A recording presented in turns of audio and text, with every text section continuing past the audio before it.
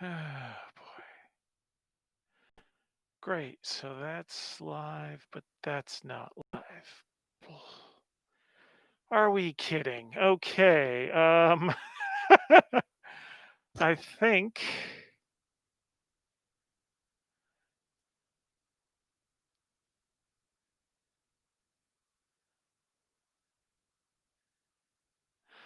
Okay, everyone. I think I have ended up starting a completely different stream. I've started a completely different stream where I do see webcam, and oh boy, why is it working here, but not in the stream I set up? Um, I don't know. The mysteries of YouTube. So, how do I? There are 42 people show. Oh, what a disaster this is. This is very, very fascinating, and I don't know how to do this. Okay. Okay, so we have people showing up into the new stream. Okay. If somebody can put the link to the new stream in the chat for the old stream, then oh god. Okay. Well, at least you can see all the effort I put into putting something together here. How many people are in this one? Only 12. Yeah, just everyone just pop the link to the new stream and label it saying, actual working stream and put the link here. Hi everyone. This is not how I wanted to open things. Um boy. So, yes, I guess I'll just wait a minute. There were 40 people in the other one, and we've got little over a quarter in this one. Uh, yeah, current stream. Okay, yes. Okay, someone's updated the chat. Thank you. And yeah, my word. So up to 21 people. So I'll just babble a little more and just welcome everyone to the new stream, not the live one that I thought I was setting up. Is that other one still going? Oh, the bucket. Yes. Um, okay, 25 people in here, so people are hopefully detecting that this stream is live and working on this one. I think the lesson is don't schedule a stream in advance, or at least don't set the page up. Just tell people when the stream is going to be, and apparently I can go live instantly. I just can't schedule the file. So, how's the audio? Is the audio good? Can you hear me through the mask and everything? Since, I thought, yeah, I'll just wait for the answer to come through. Because as obnoxious as this is, it's warmer weather, summer now, so I'm not wearing the jacket, but there are times, that I've printed so many LOTFP shirts that that's what I wear out and about. But then I'll have the LOTFP hoodie on and then the LOTFP mask. I sometimes realize just how tacky I look because I'm just a walking billboard for something that nobody understands what it is. And at least here, this is blatantly a promotional thing, so it's not as bad. But just going out in public with my shirt, my jacket, my mask, and someday I'll have hats done, so I'll just look like maximum dork, and I don't notice it when I'm getting dressed. It's just when I'm out and I realize, oh, somebody that knows me is going to see this and think, my goodness, is the most tacky person on earth.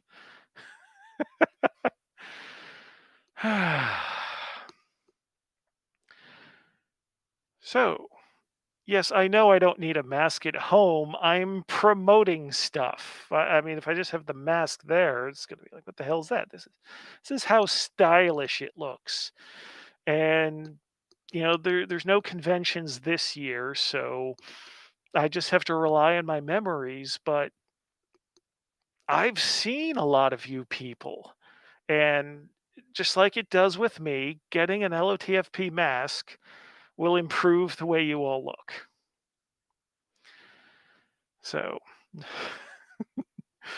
yeah, okay, we're up to 44 or 40. Okay, so we've got the thing. I just want to remind everybody, it seems to be an important thing. Subscribe to this channel and like this video. Yes, I'm now one of those people because I realize what that does. And as far as the mask goes, it's like it's fleece covered in like normal t-shirt cloth. And I don't know how medically useful it is, but one of the officials from the Finnish Health Service was sharing around the New York Times video about how to make masks out of t-shirts. So it's going to be at least that good. So if you have a real medical mask, you just wear this on top of it, I guess. So let me know in the chat who wants to find out about the new book that's been delivered just this week. You see, I ask the question and then there's dead air while I'm waiting for the answers.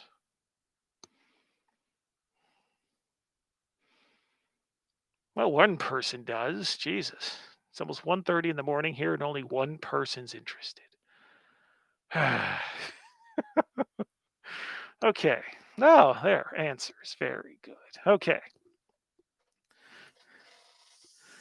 This is going to be a fake unboxing video because, well, we'd actually recorded a real unboxing video that was just awful. So I figure we'll do a fake unboxing. I've actually retaped the box, so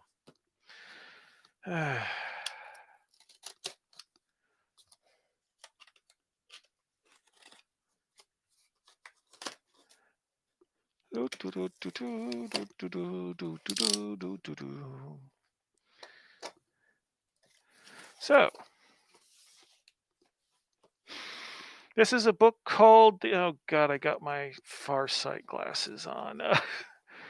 The Octoplanetary Blade of Somnambulistic Beneficence by Jeff Reitz. And you see it's nice and reflective and shiny, and not only is it shiny in the covers, but the whole damn thing. And I can verify that the text is readable if you're actually looking at it. So I thought if we're going to do a zine type thing, let's go out on that. So let me now look at the chat and yeah, shiny and chrome. Oh my god, damn, wow, very good. Shiny in the cover and in the streets. Okay. I can't wait till all the trolls and haters see this stuff. Well, presumably they're seeing it the same time as everyone else. Okay. So, well, that's it, everyone. Bye bye. No. See, I really need a co host here because I was just before coming over here and failing to get this thing started on time. I was watching somebody else's live stream, and there was two people, and they could talk to each other. This sort of just speaking into the void, and then any responses start coming back 10 seconds later. It's so very odd.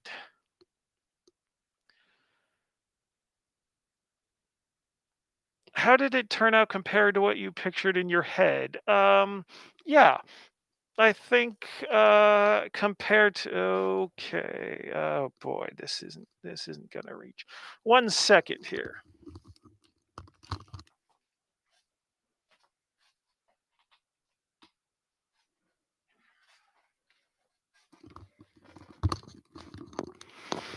Okay. What I pictured in my head was basically the first Mirror album done on, you know, similar kind of stuff, although I think this was actual manufactured cardstock. I think it turned out pretty well. I realized that Mirror had picked specific colors that would pop with the shiny background. In this, we just put, planets and other pictures, and some of the colors shine through better than others, but nothing looks bad. So that's very good. But some of the colors don't have the silver shining through, but that's fine. That's fine. It's still the idea of a few thousand pages just hanging up to dry somewhere before they can then print on it, and the pages aren't wrinkly, and turned out very, very well. Does the adventure have a story that needs mirrors? Actually, it's a magic item. It's a long form magic item. The kind of lamentations kind of screwing around with players. So, yeah, let me go, close. Oh, that's not going to work, is it? Is it going to stay closed? Oh, yeah. So that can go there. Okay. Now I'm blind. When will it be up for sale? That's the question. Okay. uh, can you just repeat titles for us that were late? Well, the new thing is the Octoplanetary Blade of Somnambulistic Beneficence. Reens decided to go for something very Vancian, so it's a title that nobody will ever remember. And oh boy, I don't know whether to tell you something that would just be inflammatory, considering we made the decision not to be inflammatory. So that decision would be defeated if I told you about it. But then I just want to tell you people stuff. That's what we're here for. Okay. Reflects too much on the camera. Well, that's going to reflect more. And then let's see if that's less reflective. Okay, inflame away. Two people telling me inflame away. Yeah, I don't know if I want to open that can of worms, and I don't know if Jeff wants me to open that can of worms. Wait. The final time. Okay, well, Jeff's in the chat, so I will leave it entirely up to Jeff. I will completely abdicate my own responsibility. Jeff, do you want me to tell the story of this project and how it came to be? Silence as I wait for the chat. I don't care. Oh, I need a yes or no. I'm. In the words of the Human Torch, flame on. Jeff, give the permission. Yes, I've now created pressure on Jeff. And nothing ever works. Okay, so I've got a glass of water over here that I realize. Well, do I actually need to tell the fucking story? Yes, Jeff. So, well, it seemed, Jesus, it was 6 months ago now. 6 months ago now that Jeff was encountering a small army of, what do I call them? Trolls and haters that didn't like a blog post that he'd made. And I didn't like the tenor of how they were being angry at him. It's one thing to say, oh, this is a shitty post. Oh, I hate you for saying this. Fuck off. But, people were, posting where he worked and threatening to try to get him fired for having an opinion on the internet. And that's kind of shitty. That's really shitty. And so I've worked with Jeff on multiple projects before. So I was like, okay, how about we do something? And I can't actually remember whether the idea was his or mine for what the product actually was, but I had a I had the idea. I guess the idea was mine because I had the idea for the title. Is that right, Jeff? I can't remember shit going on. But I was making an assumption about the people that were giving Jeff problems, which I don't even know if it was accurate, if it's the same group of people. So I thought, okay, let's just make a supplement called the Dream Sword, and that'll fuck with people. And then as the product was being developed, and and he was showing me actual ideas, I was thinking, I've haven't had a good history making products just to piss people off. So what if we just let the product stand on its own and not be a flaming torch asshole beacon? And so Jeff came up with something Vancian, and so, Dream Sword is not anywhere in it. Yeah, that was Jerry, and he won't be bothering anyone anymore. Jesus, what the hell do you do to him? Yeah, he came to me with yeah, I came to him with the Dream Sword because my original thought was, boy, those people are assholes. Let's piss them off more. But no, instead of just naming entire products to piss people off, we've got a product that can stand on its own. But now 65 people know the story. So maybe on Reddit somewhere saying, that Reggie's an asshole. And the people that'll be reading it will be like, yeah, we already knew that. Let's see here.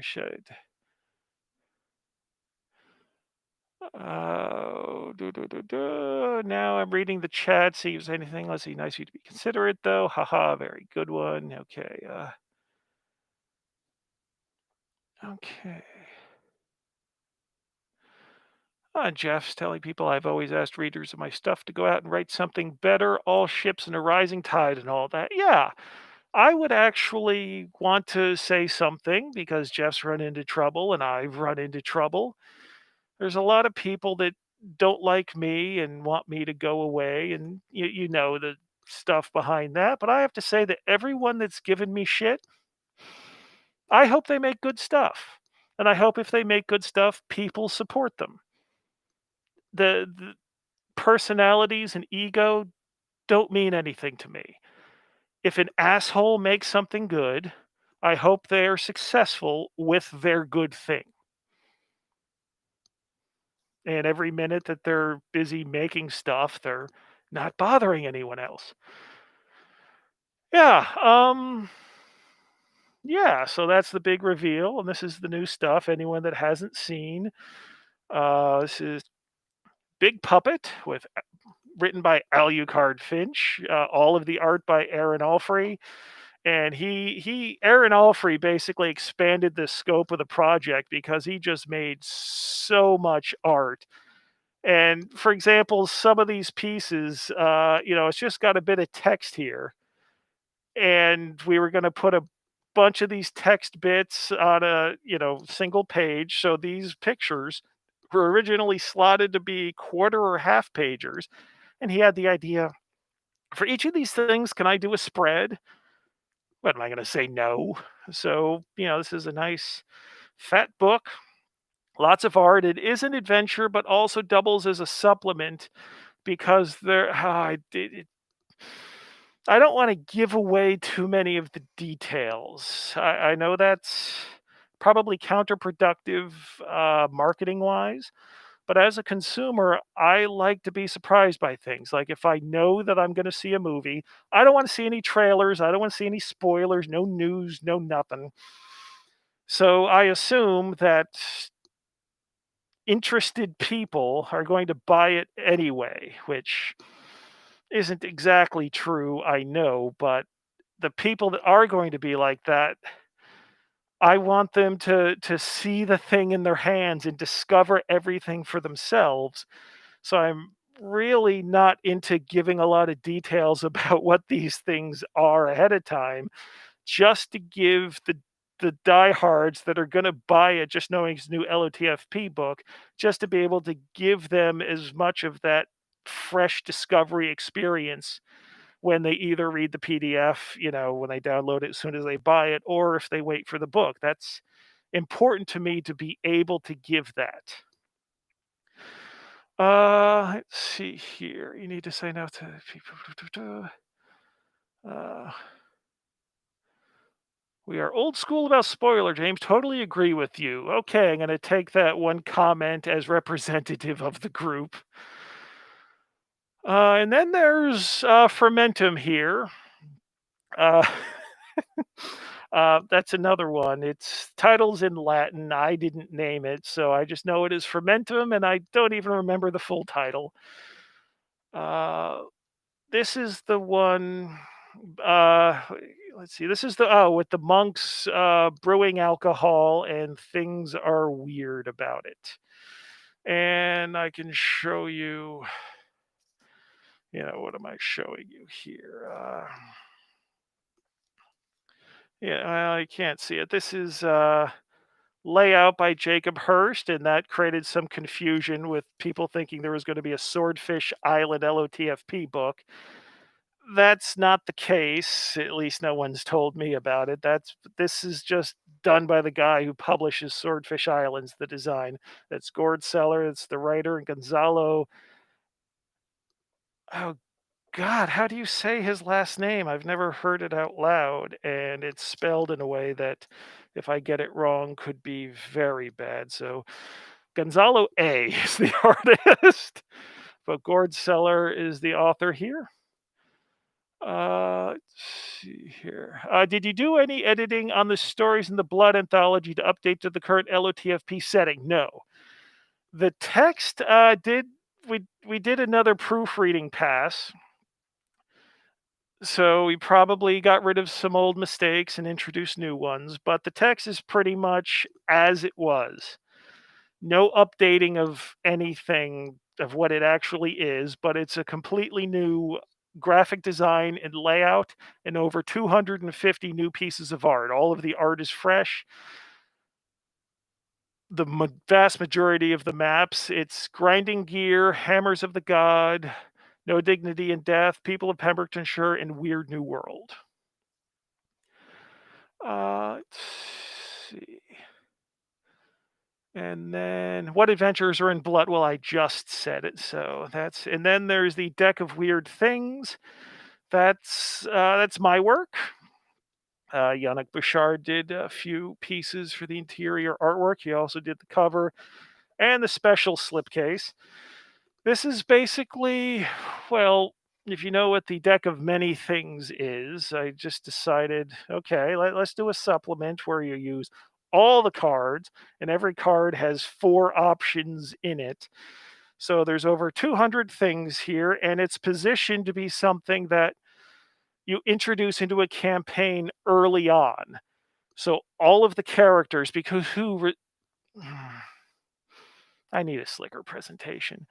Back when I played standard D&D and ran standard D&D, uh, what happened is I always introduced a deck of many things very early on, and the players just cannot resist it.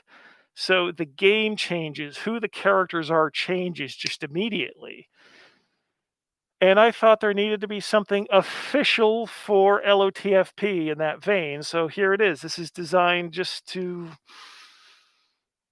screw things up, because once you introduce the item, and the reason that this is a book and not an actual deck of cards is for so many of the entries, there's no way you can squeeze all the text onto a freaking playing card. But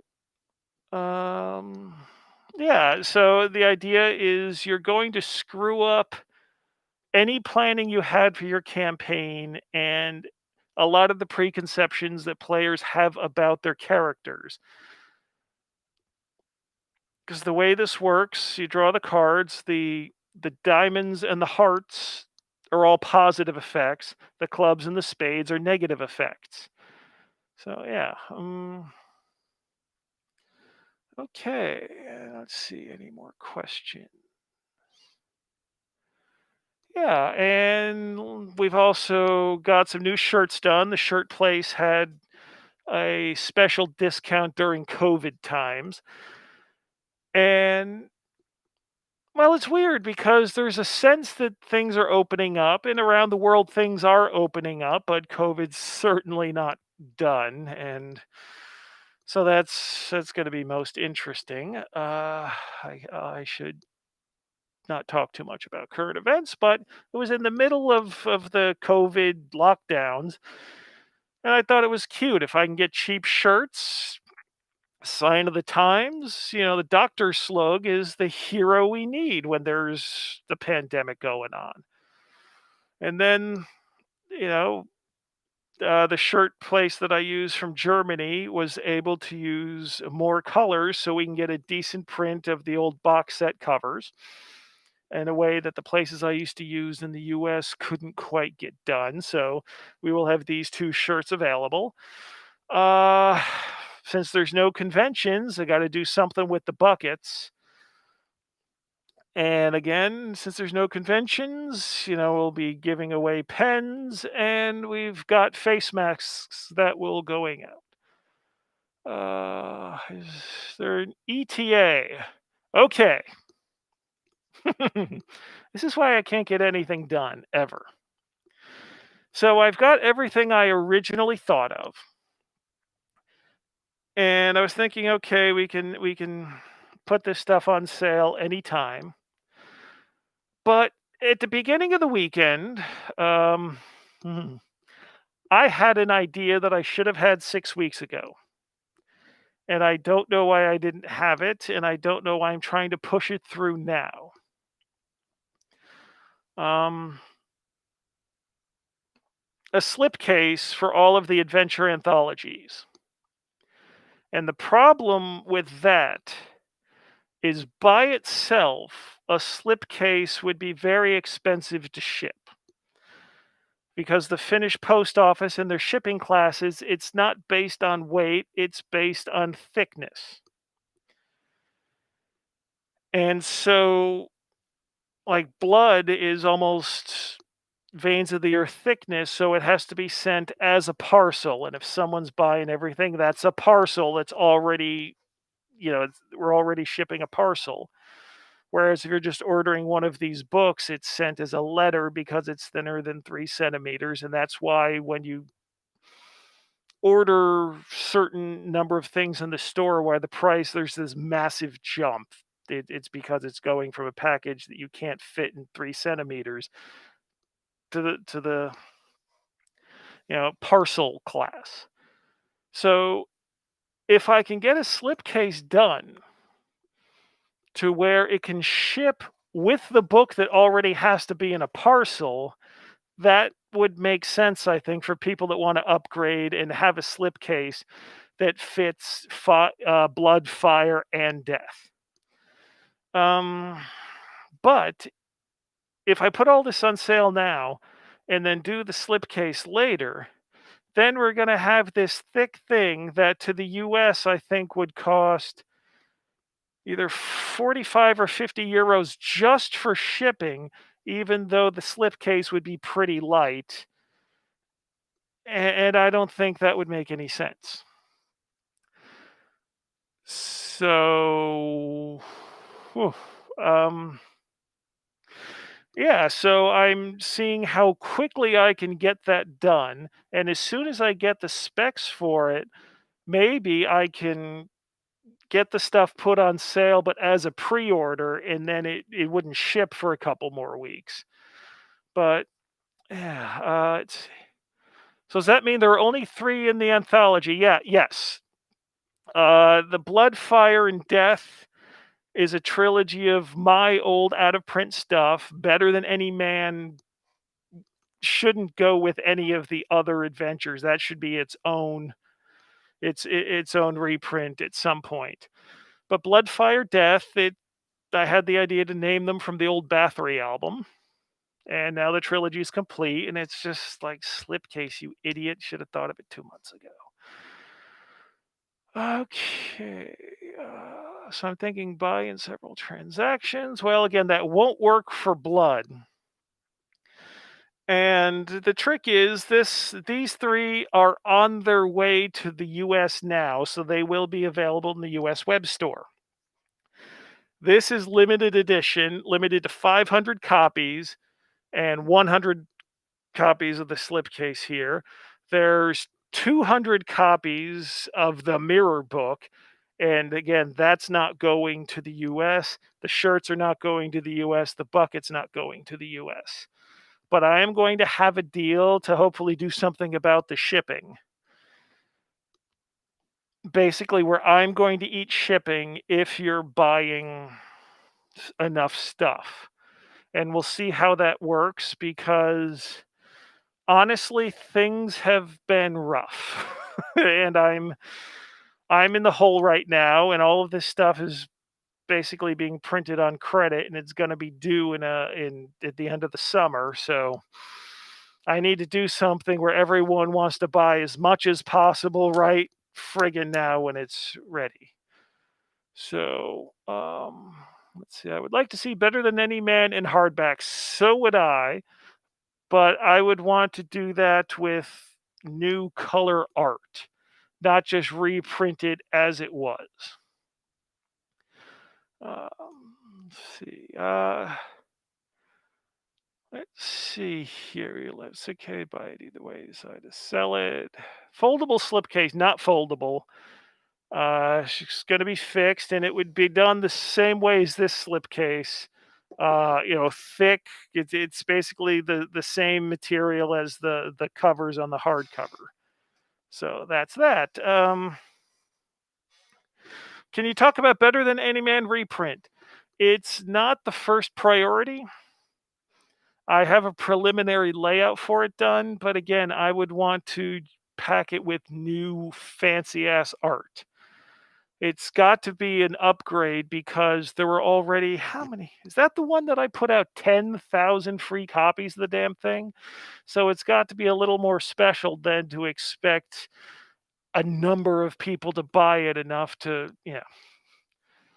enough to make it worth doing a big fancy reprint that people are going to buy. So, uh, any word on the Game Master Guide, the referee book? Yes, work continues on it. Basically, I thought all of this would be ready to be on sale at like the end of April. So everything gets pushed as well. I was hoping to have a completed draft to go to layout in August, but that's gonna be really iffy. Maybe by the end of September I'll have that. But again, once that's done, we've got over 60 pieces of art, so hopefully art will be a very minimal delay once the text is done and we have a layout. Let's see here. Yeah, but the problem is, and I've said in a few places, that we do have a layout. It needs to be tweaked and tightened up, but we have a prelim layout for Appendix F of the referee book, and just that one section, this one appendix, comes out to over 120 pages. So I have no idea what in the world we're going to do there. we're going to we're going to have to figure out the referee book might end up being a set of books on its own. It's definitely been overwritten, but for how overdue it is, it fucking better have been, right? Anything going on for Free RPG Day? Not this year. And well, while I'm doing the live stream, I'll give you the inside scoop on this, and maybe hopefully this doesn't sound too much like a pity party. So when was it? What year? I want to make sure I'm not flipping. Oh yeah, 2018 when I was putting Eldritch Cock together. I oh god, that's 2.5 years ago when I was starting to put this together. But when I was announcing it to the people running Free RPG Day, I was told that one of the other publishers was threatening to pull out of Free RPG Day if I was allowed to participate. And at this point, I had already paid for all this color artwork and those spell books that are just what is it, a couple dozen spells. To me, that's not its own product. It's a free thing to give away.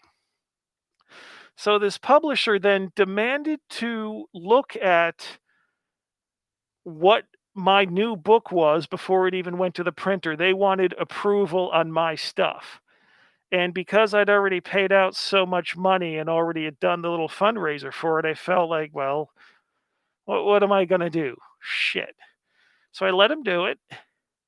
And they made the demand that it's okay if I participate that year, but I wouldn't, but they were going to pull out if I was going to participate the next year. And again, because I already had so much, so much invested and sunk into this book, is like, what could I do at that point? And it confirmed beginning of 2019 that yeah, I'm not going to be allowed to participate, and then blah blah blah blah. I lost my train of thought. Yeah, not allowed to participate, and then Free RPG Day was sold to a completely different set of people. And I've had no contact with those people because maybe I read the signs wrong, got the hints wrong, but it was kind of hinted to me that one of the new owners was like a retail store owner that is one of the people that kind of shit cans my stuff every year when it arrives.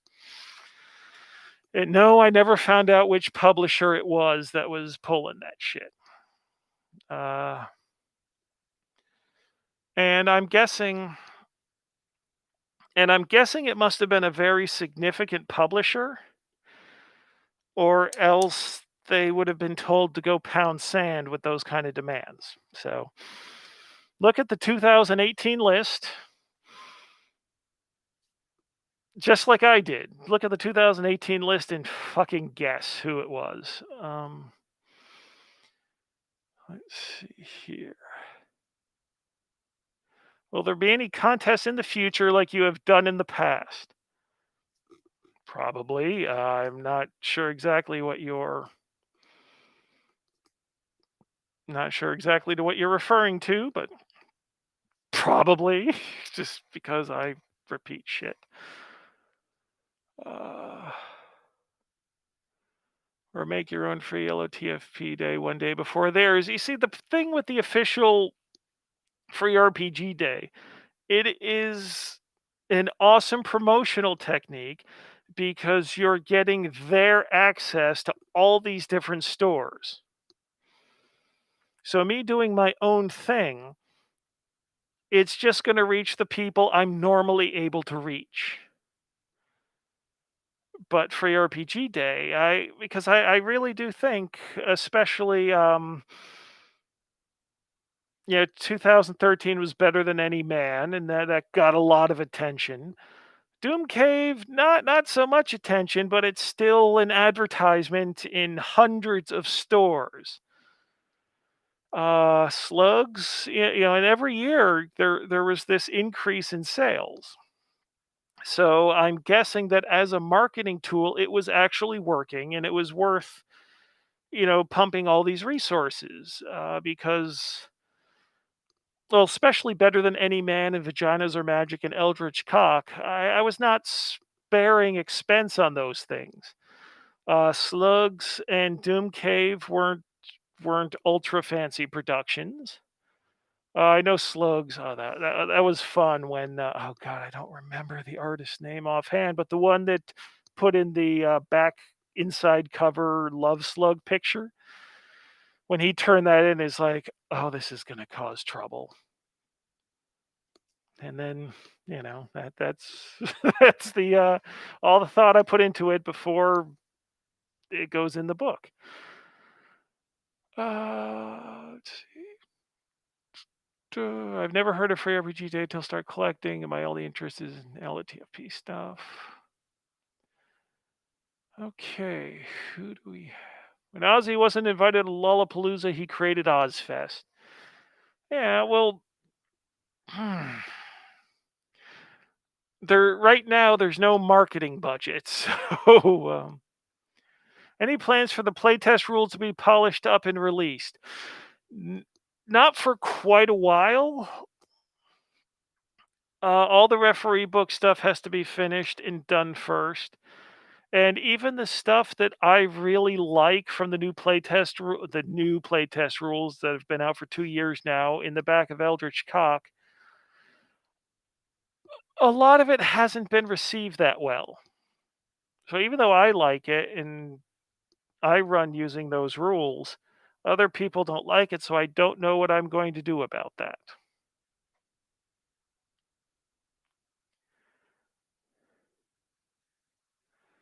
Let's see here. When I printed slugs out, I ended up with 3 pictures of the love slug. 3 pictures. There's only 2 in the book. Have you landed on prices for the new books? Okay. Well, I don't know. Okay, see, this is where I think I'm going to get a rebellion. Because I would have to explain just how things are and why I'm pricing, especially this one, the way it is. So that's, oh boy, that makes this whole thing turn a little darker. Will the Gen Con books ever be collected and reprinted? Probably not because they're all done by different authors.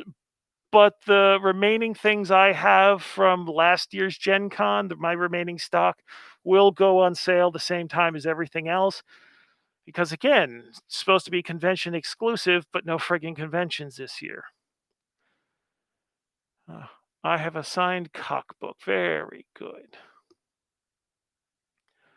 Um, Publish it as an alternative rule set, not a replace. Yeah, but if you're going to publish it as a rule set, that's a significant investment to do that, and then you're creating your own competition. It's very odd. Is LOTFP La Marja still a thing? Yes, it is. We've gotten the prelim first draft layout of the player section, and that's had the notes and gone back for revisions. The referee what we're going to do with the Alamarja 1630. It's not going to be released as 2 separate books, but it will come as a 2-book set because the word count was 50% more than Veins of the Earth's word count. So that's scary. So it's going to come as a 2-book set. Is there work being done on historical supplement? Oh, Jesus. You people are just wanting me to talk all sorts of shit. Okay. I have 2 that I have drafts for. But I was wanting to wait until this other supplement was done because it was going to be a rule supplement that could be used for all the historical supplements. And this historical supplement, the rules one, had been in process for 3 years. And I'd been delaying these other projects for a while. And, well, people got upset that Zach had shown up on a Facebook page. And I started getting all these emails. And the guy that was working on the stuff that last fall when I was catching shit told me he was still with me and still working on it, said he had to drop out because of the pressure he was getting from other people.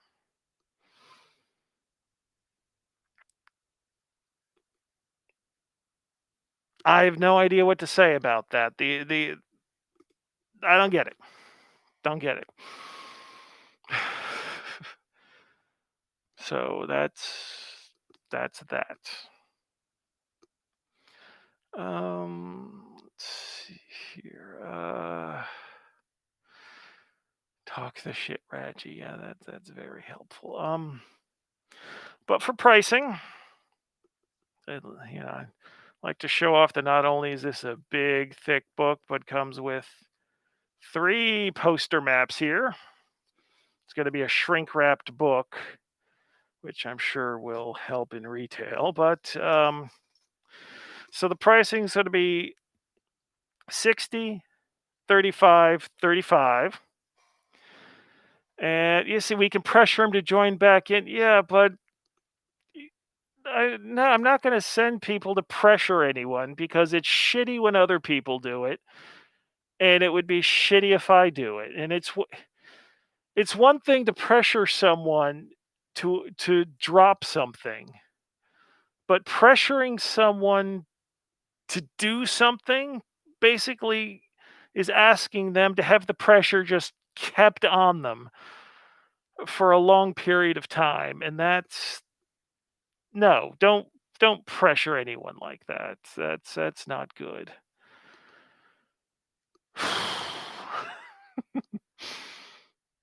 uh Prices, yes, prices are in euros. Okay, and now I'm going to say what I'm doing with these other oh, and then because these were limited, slugs is going to be 20 and this one's going to be 25.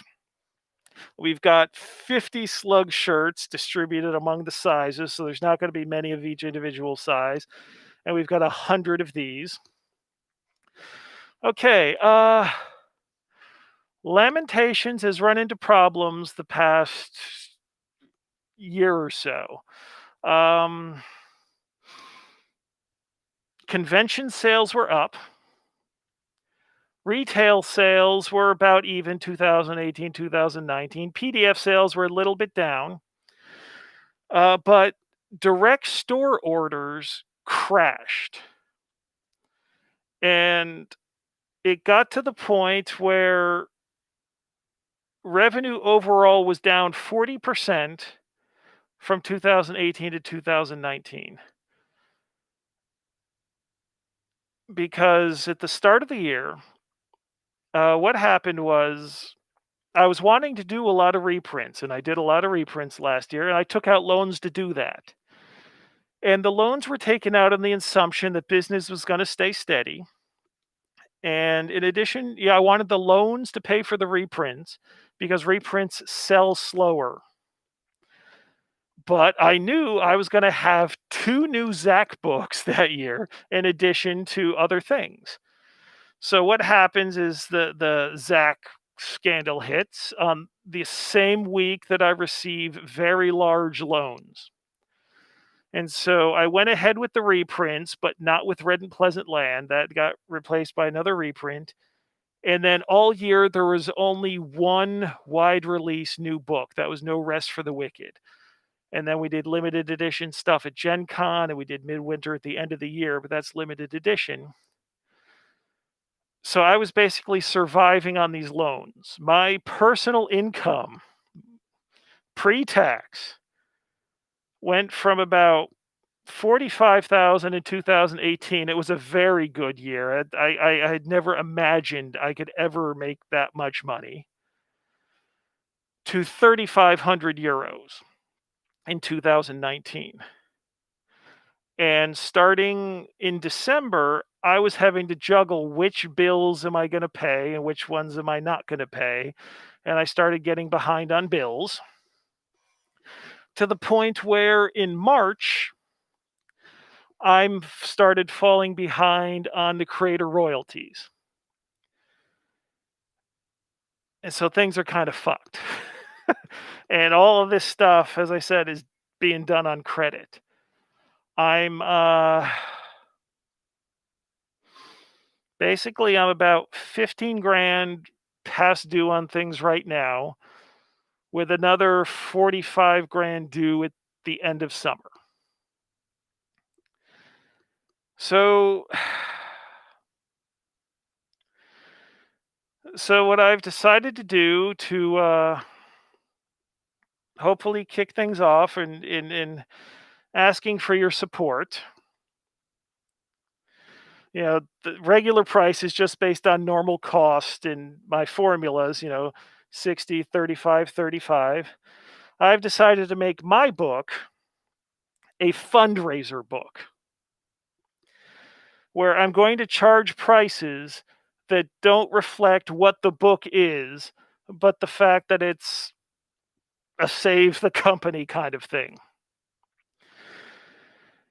And so hear me out till the end. So what's going to happen? 60, 35, 35.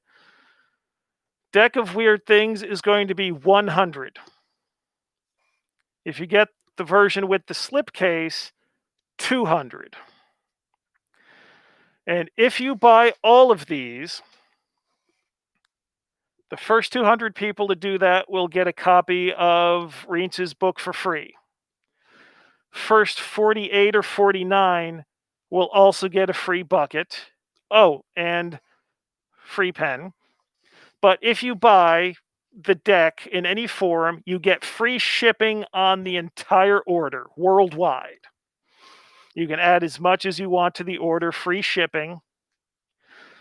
And anybody who buys, the full set will also get upgraded to a very special gardening society membership where you get what was it? It's going to be 10% off all future published books that you buy from the web store, either the EU or the US web store.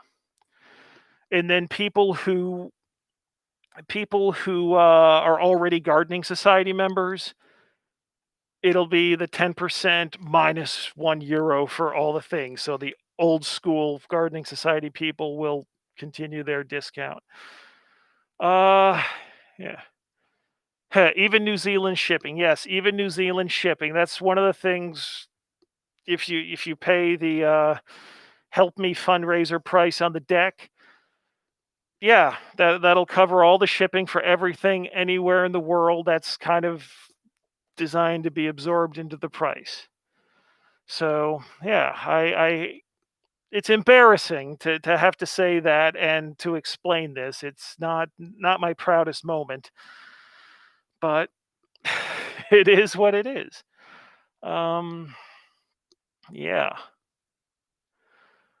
Uh, yeah. Well, you have that set up as an easy order to get it all at once. I don't know that I can because depending on whether the slipcase for the adventure anthologies can get turned around, there's already going to be a switch to decide whether you're going to add on the slipcase or not. And so if there's also an option on this one to add on the slipcase, I don't know that the store software, especially the older EU store software, can handle multiple switches like that. So I don't know that it's going to be a one-click experience. Not embarrassing to save your company. Well, no, it's not embarrassing to save my company, but it is embarrassing to say I'm intentionally inflating the price of a book. That's the embarrassing part. Yeah. So I can tell you that if everything goes well, that stuff will be on sale on the web store on Monday. Depending on the information I have about the slipcase, it might be a little later in the week, and there's good chance that the slipcase will be a pre-order situation that will get everything else done, get everything else done and on sale. But if you order the slipcase, then we'll have to wait a couple more weeks before it gets in, before we can ship orders with that out. Uh, what's embarrassing is the jackassery that led to this crisis. No, I don't know that it's the jackassery because again, PDF sales, convention sales were up, and retail sales were about even. It was the collapse of the direct store orders, and that's where I make most of my money. Uh, well, there's convention sales, but convention sales, I got to eat the cost of flying somewhere and getting a hotel and renting the booth space. So when you order from the web store, I make all that money. If you buy from a retail outlet or Amazon, I don't handle the Amazon orders. That's all. It's the same as ordering from a local store. I get 33% of cover price for those books sold, which I I it's good. It's good that it happens if I'm having healthy web store sales and healthy retail sales. It's good. But the direct sales from the web store is where I make my money, and the shipping increase at the beginning of 2019 completely fucked me because I saw the difference. November was good, December was good, and January immediately after they cut out the mid-priced larger package options on the shipping just dropped like a rock. And because most of the stuff released in 2019 were reprints, the people that order from the web store generally are going to be the more hardcore fans, the people that have the stuff. So reprints aren't going to be as popular. So, and with no rest of the for the wicked, that was a very smaller, low price adventure, not something that's going to carry the company on its back. So I don't know that. So I don't know that the jackassery is exactly. Well, I guess it kinda is, because if Red and Pleasant Land had be reprinted, I don't know if I'd be in this position. But then I don't know. That whole situation, I there's so much I can't talk about that even bringing it up, it doesn't seem fair to you to bring that up and then say I can't talk about it. So, have you considered a PDF bundle sale? You might remember I did that in December because I was already starting to fall behind. So, do you get the same amount from each store, EU and US? Yes, I do. I am in control of both web stores, and the PayPal comes directly to me. So yeah, that I get the same amount. Uh, darn Finnish shipping. Well, again, if you order everything, free shipping, including if you want to, add on some stuff you don't already have. Just load that all in, doesn't add any shipping cost to you. Let's see here. The crucifixion of, yeah, see, again, talking about this stuff is difficult because there's stuff I can't say. And even when I do say stuff, it just causes problems. And the way I want to react is counterproductive. And we've seen, well, again, I don't want to make this about that. So, why do you think direct sales collapsed? Again, it was the shipping cost. Because what I was talking about earlier, how Finland does their shipping classes based on thickness. If it's up to 3 centimeters thick, it can be shipped as a letter. If it's over 3 centimeters thick, it's got to go as a parcel package. So that's when you see the shipping cost. If you order one book, you'll see the shipping cost is lower amount. You add a couple more books, and suddenly the shipping cost just jumps up 3 or 4 times. And before 2019, there was an intermediate class for shipping that was known as a maxi letter that was in between the cost, and people would pay that. But I guess once that went away, people were very less anxious to pay the the parcel cost. And again, that was before the whole Zach situation, and I saw the clear line going from December 2018 to January 2019. That that combined with no brand new fresh material except for one small low cost adventure. So the real solution to this problem is to ditch A5. I don't follow. I don't follow that logic. Uh, Renew Green Devil Face and let me write it. Okay, well, talk to me later about that. I mean, because if you suggest something to me and say you'll do it, I'll be all over that shit. uh, are we automatically in the Gardening Society if we made a purchase before? Okay.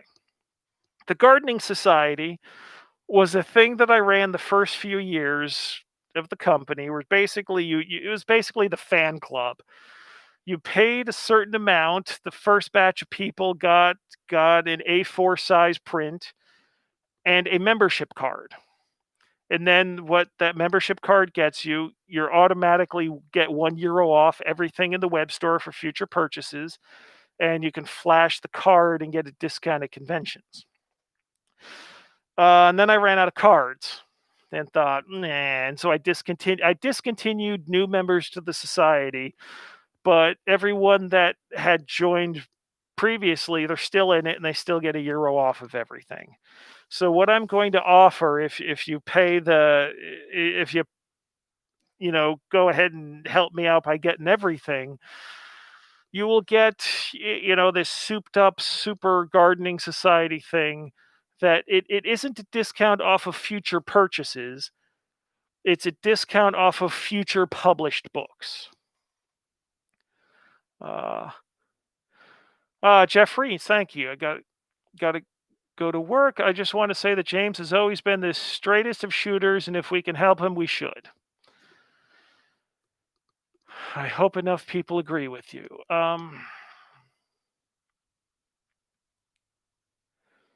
Yeah. Okay. A bigger book would allow you to have more words per page than a smaller book. Hence the suggestion to drop the smaller form factor. Uh, that might work on an individual book basis. But again, if somebody's ordering a few books, we're right back to the same problem. And I obviously much prefer this form for a book than the full letter size or A4. So it's fuck. There's no good solution to the international shipping problem. So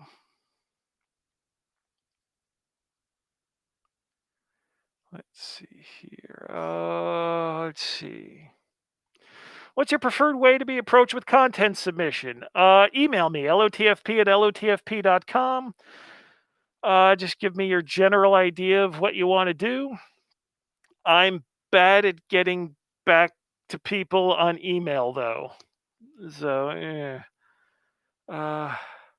You say the US don't get some materials. Anything stopping us from getting that stuff on the EU store? No, nothing. Especially with the free shipping from this.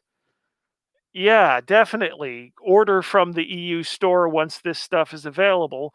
But if you're only interested in the new books that aren't help me priced, those should be hitting the web store in the US in mid-July, I think.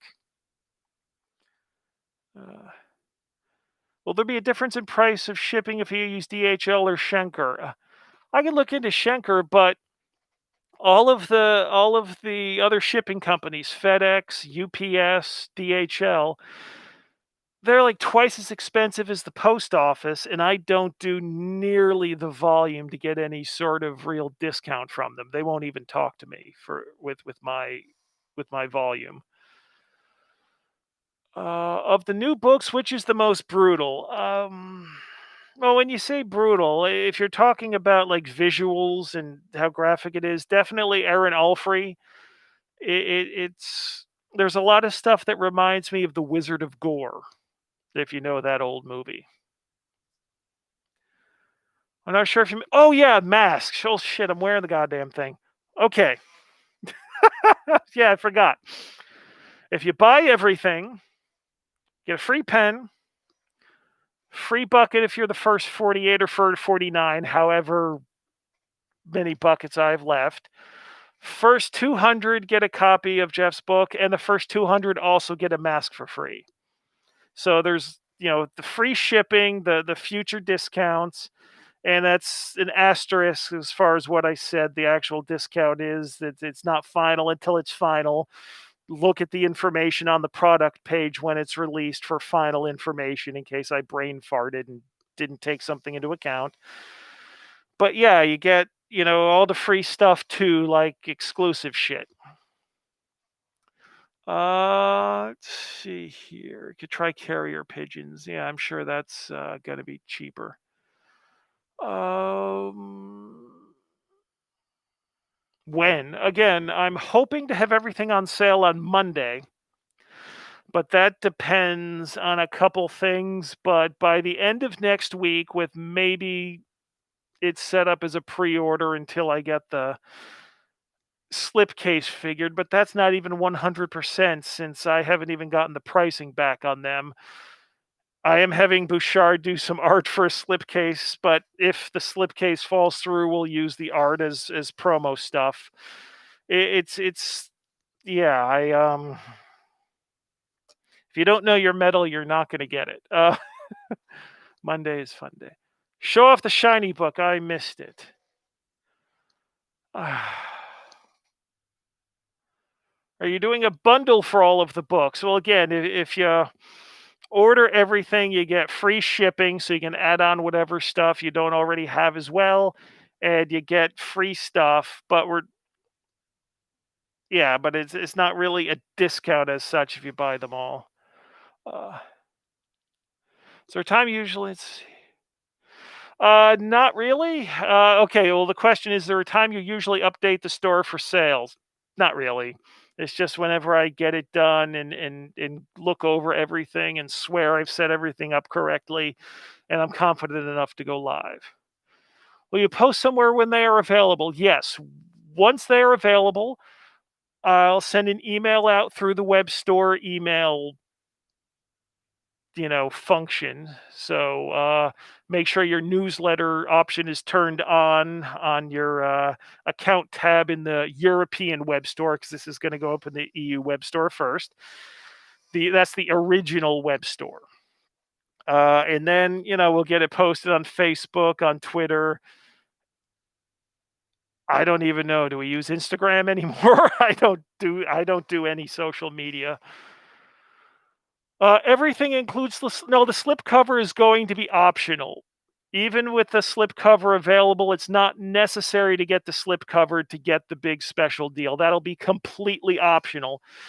Just like with the deck of weird things, you can still get all of the bonus stuff if you just get the book without the slipcover. The slipcovers are just going to be extra special if you want it. You're not going to be required to get the slipcovers to get all the other special goodies.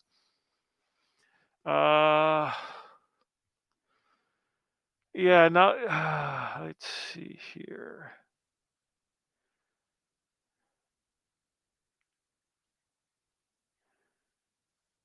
Wouldn't it be cheaper to mail books individually? No. Well, some of them maybe. But for example, blood is so thick, it can't be mailed as a letter. So any order, even blood by itself, has to be sent as a parcel. So there's no advantage to ordering these books separately if you're already getting blood. So not oh yeah, shiny book. Yeah.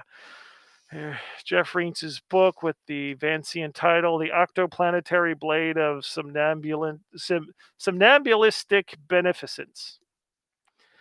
It's the original plan for this book was to be printed on, shiny mirror material. But for some reason, even though they were able to show me samples in the printer's office, they couldn't actually print a whole booklet made out of that stuff. So what they did is they took thick pretty thick paper. It wasn't normal grade. And they did the silver foil on all the pages. And then they had to let it dry. Thousands of sheets were hanging around somewhere drying. And then they printed on top of the shiny stuff. So it'll that's popping, as the kids say. And I got the idea from the band Mirror, who released their first album sort of the same way on Digipack. And not only do I plug this to give credit for where I get the idea, this is a fucking great band and a fucking great album. Hold on. Somebody doing the thing. Let's see. Okay. Well, I'm just checking my other messages. People offering to be co-hosts in the future. Well, oh God, I'll have to learn how to set up multiple people at once. Multiple windows here. The band is Mirror. Yes, the band is Mirror. It's a different band than Mirror Queen, which also released an album with similar kind of shiny. So Mirror and Mirror Queen are two different bands. They're both really good. I think Mirror is a bit better. Let's see.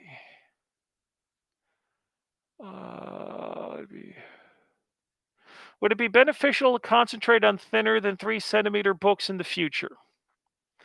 Well, that's what we mostly do anyway. But the thing is, the thicker books are the ones that are more expensive. So if they sell, selling a 60 euro book is better than selling, like, what am I selling? Like 17 euros for the punchline. And then this won't be as much of a problem if you're ordering just from the US web store. So it's, yeah, it's, yeah. Let's see. Nauseous from looking at my reflection. Don't let the postal service determine your book size. No, we have the content determine the book size.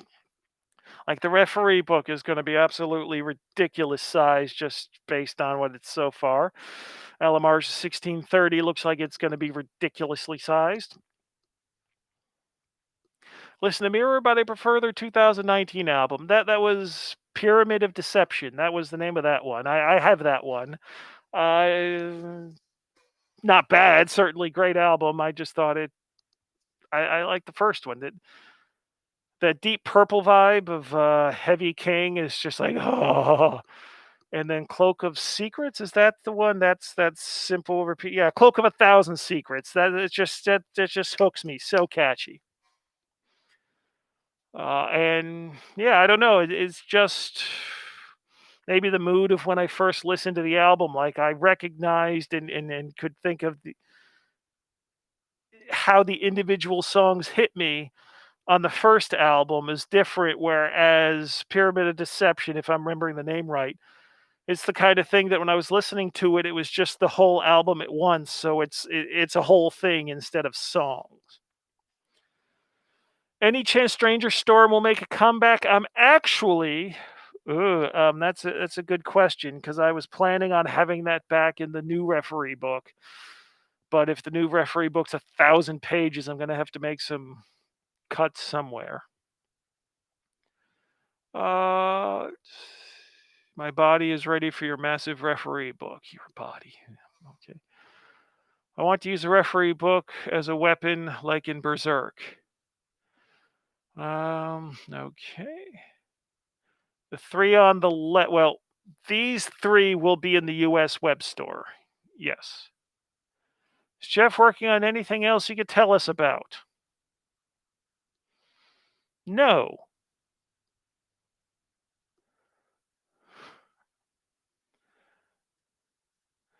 When are we getting our official LOTFP songs?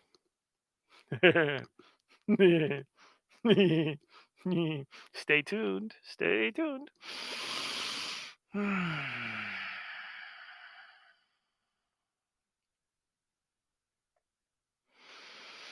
Okay, yeah, we've got 72 people in this chat. It's 2:30 in the morning here. Hopefully, I'm not talking so loud that the neighbors are going, "What the fuck?" Any Zarkov Kowalski projects? He's doing his own thing at the moment. I definitely very much hope to have something with him in the future, but nothing.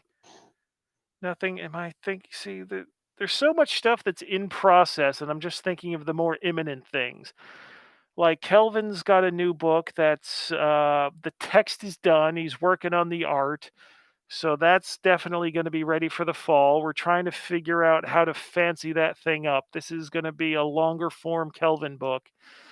I'm guessing it's going to be 96 pages, but that's just an eyeball based on the word count. It may actually get up to 116 pages. And so that Kelvin book, that's going to be a big deal. I'm looking for ways to have a fancy ass version of that because I realized like albums, like bands releasing albums, there's so many how do I say this? I don't have any examples handy. But I notice for people that still buy, like me, that still buy physical formats, and I haven't been able to buy very many of anything this year. But more and more bands, you got your normal jewel case CD version, but then there will be a fancy version. It'll be a box set that's got postcards and pins and shit in it. Or another thing they're starting to do is basically they're publishing a small hardcover book with the CD just stuck inside. There's the version that's just out there for casual people. But then if you're a fan of the band, you want the big fancy ass expensive version. And honestly, I'm looking at that model. So like Kelvin's thing, I'm looking for ways to fancy it up. So there is a more expensive version that's limited. And I know it's a horrible sales gimmick, but there will be a more normal version if you're not wanting to do sales gimmicks. Uh, is the bucket suitable for the blood of my enemies or just piss? I'll well, I'll make a confession. I've never play tested the bucket. I've never actually used it. So yeah. Are you working with Mike Evans on a project? Um,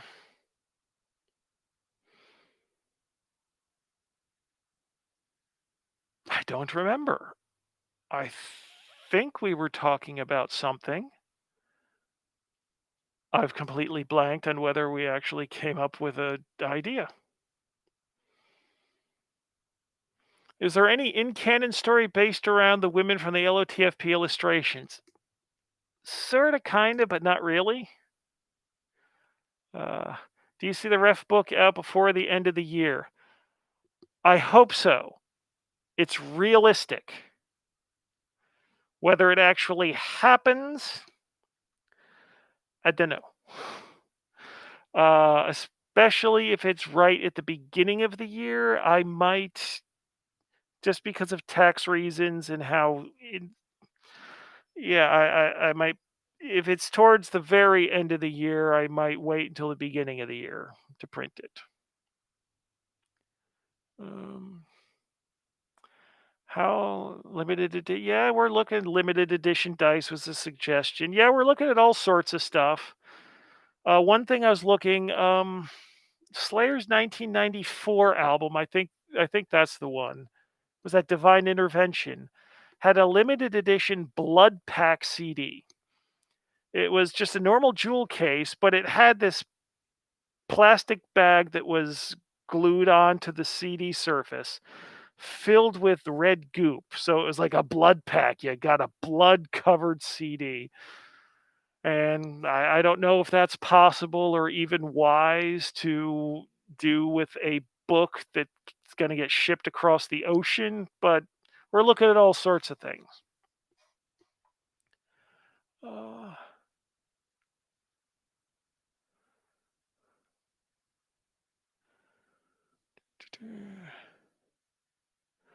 I tested the bucket as a dice cup for the tiny LOT. Oh, hey, Gee, you're just fucking with us.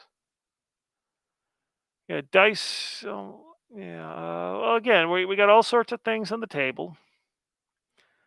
I'd be into dice bags with the dead sign. Well, we can see. Well, that's more merch than an add-on or an upgrade thing.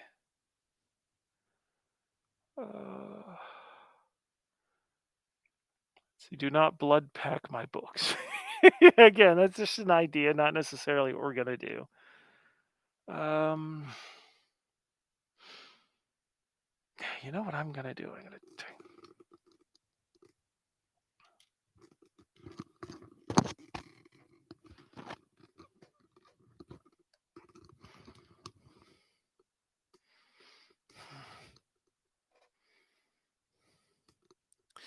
That gets a bit much to be wearing for hours. Catch my corona. Okay. Appreciate you doing this. When's the last time a gaming company had stayed up late for us? Skygag. Uh, I simp you, James. Oh, where did that come from? That's like a word that just got invented in the past couple months, as far as as far as I know. Okay. Come on, somebody give me good questions or funny comments to read out. Ooh, 69 people are watching right now. Ooh, oh, 70, y'all ruined it. Whoever number 70 was has just popped in. You're an asshole. I don't think the Duvan. Okay. Almost nobody here in Finland wears masks when they go out. We we didn't have a very strict lockdown. Like bars and restaurants were closed, but people were allowed to go out. And even now, things are opening up. Nobody's wearing masks. But as soon as I got the mask, I don't go out without wearing the mask because most of the news I watch is still British and American, and the situation is different. It's like wear a mask. So when I go out and I'm wearing a mask, people are looking at me funny, and I don't know if it's because I'm wearing a mask. People are looking at me weirder more than they usually do. They're control testing with and without a mask, but so they're looking at me because I'm wearing a mask and it's got this symbol. Nobody knows what it is. And I wish I could tell them. It's like, this is the symbol of death. Any chance of an LOTFP dice set? Yes, one of the old crowdfunding things had it. There was a set of, I think, 10 red dice. And we printed a lot of 6-sided dice with the dead sign on the one side. So that's already. Simp used to be short for simpleton. Yeah, but that's not how it's used, really. That's not how it's used now. You're not my simpletons. That's not what it means when someone says I simp for this. I'm the simpleton for. That's not what it is. Ever consider letting drive-through do print on demand for the thicker books, or is that just not feasible? The quality will be. Well, I guess the quality would be fine, but you don't have control over special formatting. You can't do anything with the end papers. You can't have inserts. You can't have poster maps and have the thing shrink wrapped all together. You can't do anything special. And the one thing I like about Lamentations that I've always been proud of is, if we're going to sell physical books, we do something special with the physical formats, with the paper grades and all sorts of things. With Fermentum, the inside printing is 3-color. And print on demand stuff, you have to pick. You have to pick if it's going to be the 1-color or it's full color, but it's a different quality if you're picking specific inks. So, no. Let's see. Yeah, when setting up this table, I forgot I actually have to freaking read the chat way over there. And it's like, old man eyes. So let me read that. Some days ago, cops killed a man here in Mexico for not wearing a mask. Well, for all the reasons cops killed someone lately, that's actually not the dumbest. Timely commentary. Okay, let's not talk about that shit, please. Inspiration for LOTFP.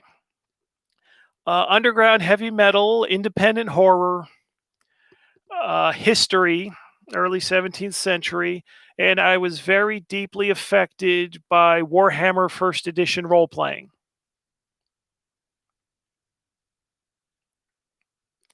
Any chance of an art book with convention and other hard to get art? That's the referee book. That's what a lot of that stuff. I wasn't paying hundreds of dollars, in some cases for the bigger ones, $1,000 a pop, just to do catalog covers. All that stuff's going in the ref book. That's what it was. Yeah, that was the justification. Show it off at a convention, and then it fills out the ref book. Yeah.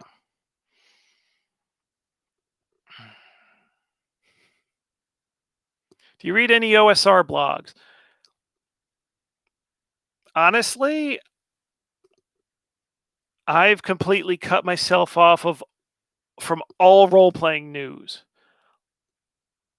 I don't read anything. It was, I cut myself. I mean, I first hired a social media person to handle my social media in September of 2018 because I was already long sick of the scene, the dealing with people. So I wanted someone else to deal with it. And then things got more complicated after that. And then I was off of G Plus in October 2018 completely because people had been losing their minds. And I just couldn't deal with it anymore. And so it's been a long time before I've paid attention to anything. So I don't know who's in business, who's not. If there's anything that's been released in the past year and a half, I only know about it if they brought it to the Gen Con, if I see it at conventions.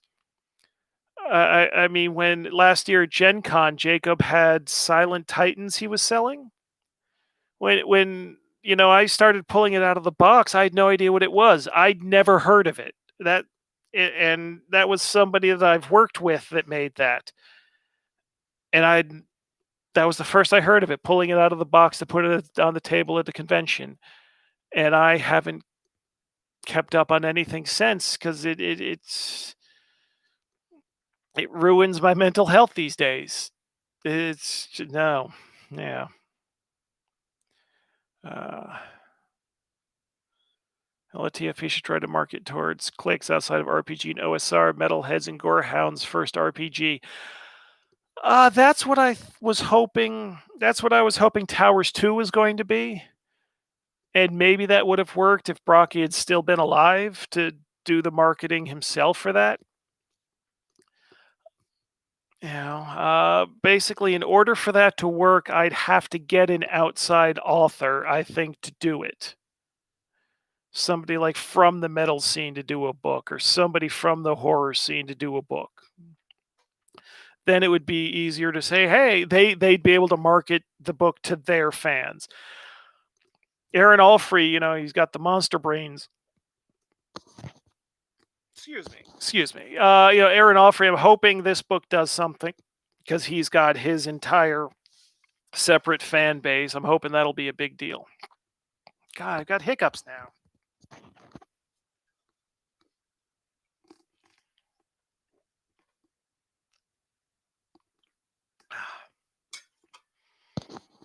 Now that's exciting television. Well, you and Patrick Stewart work together again.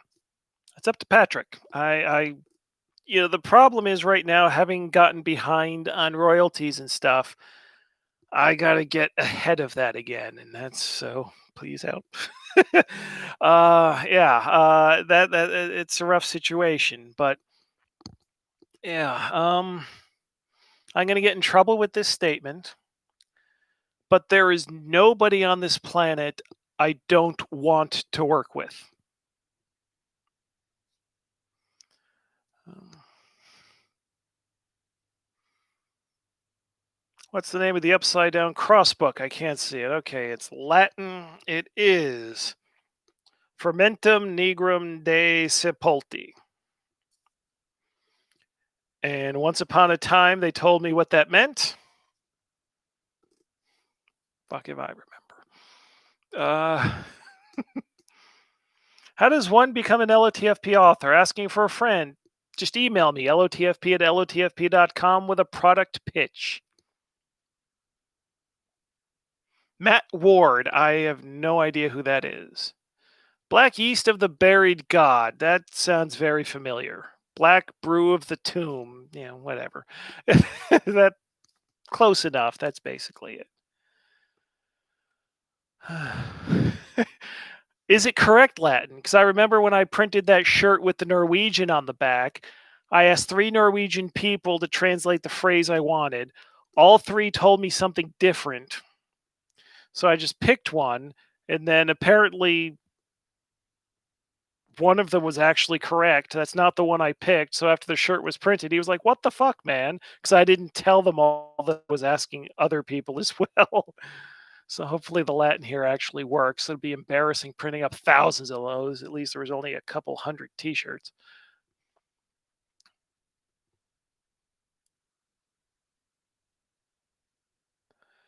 It's supposed to be correct Latin. Gord said he'd reviewed it by multiple knowers of Latin. Yeah, but again, my Dark Throne parody shirt was reviewed by multiple Norwegians, and they couldn't agree. So I just have to trust that.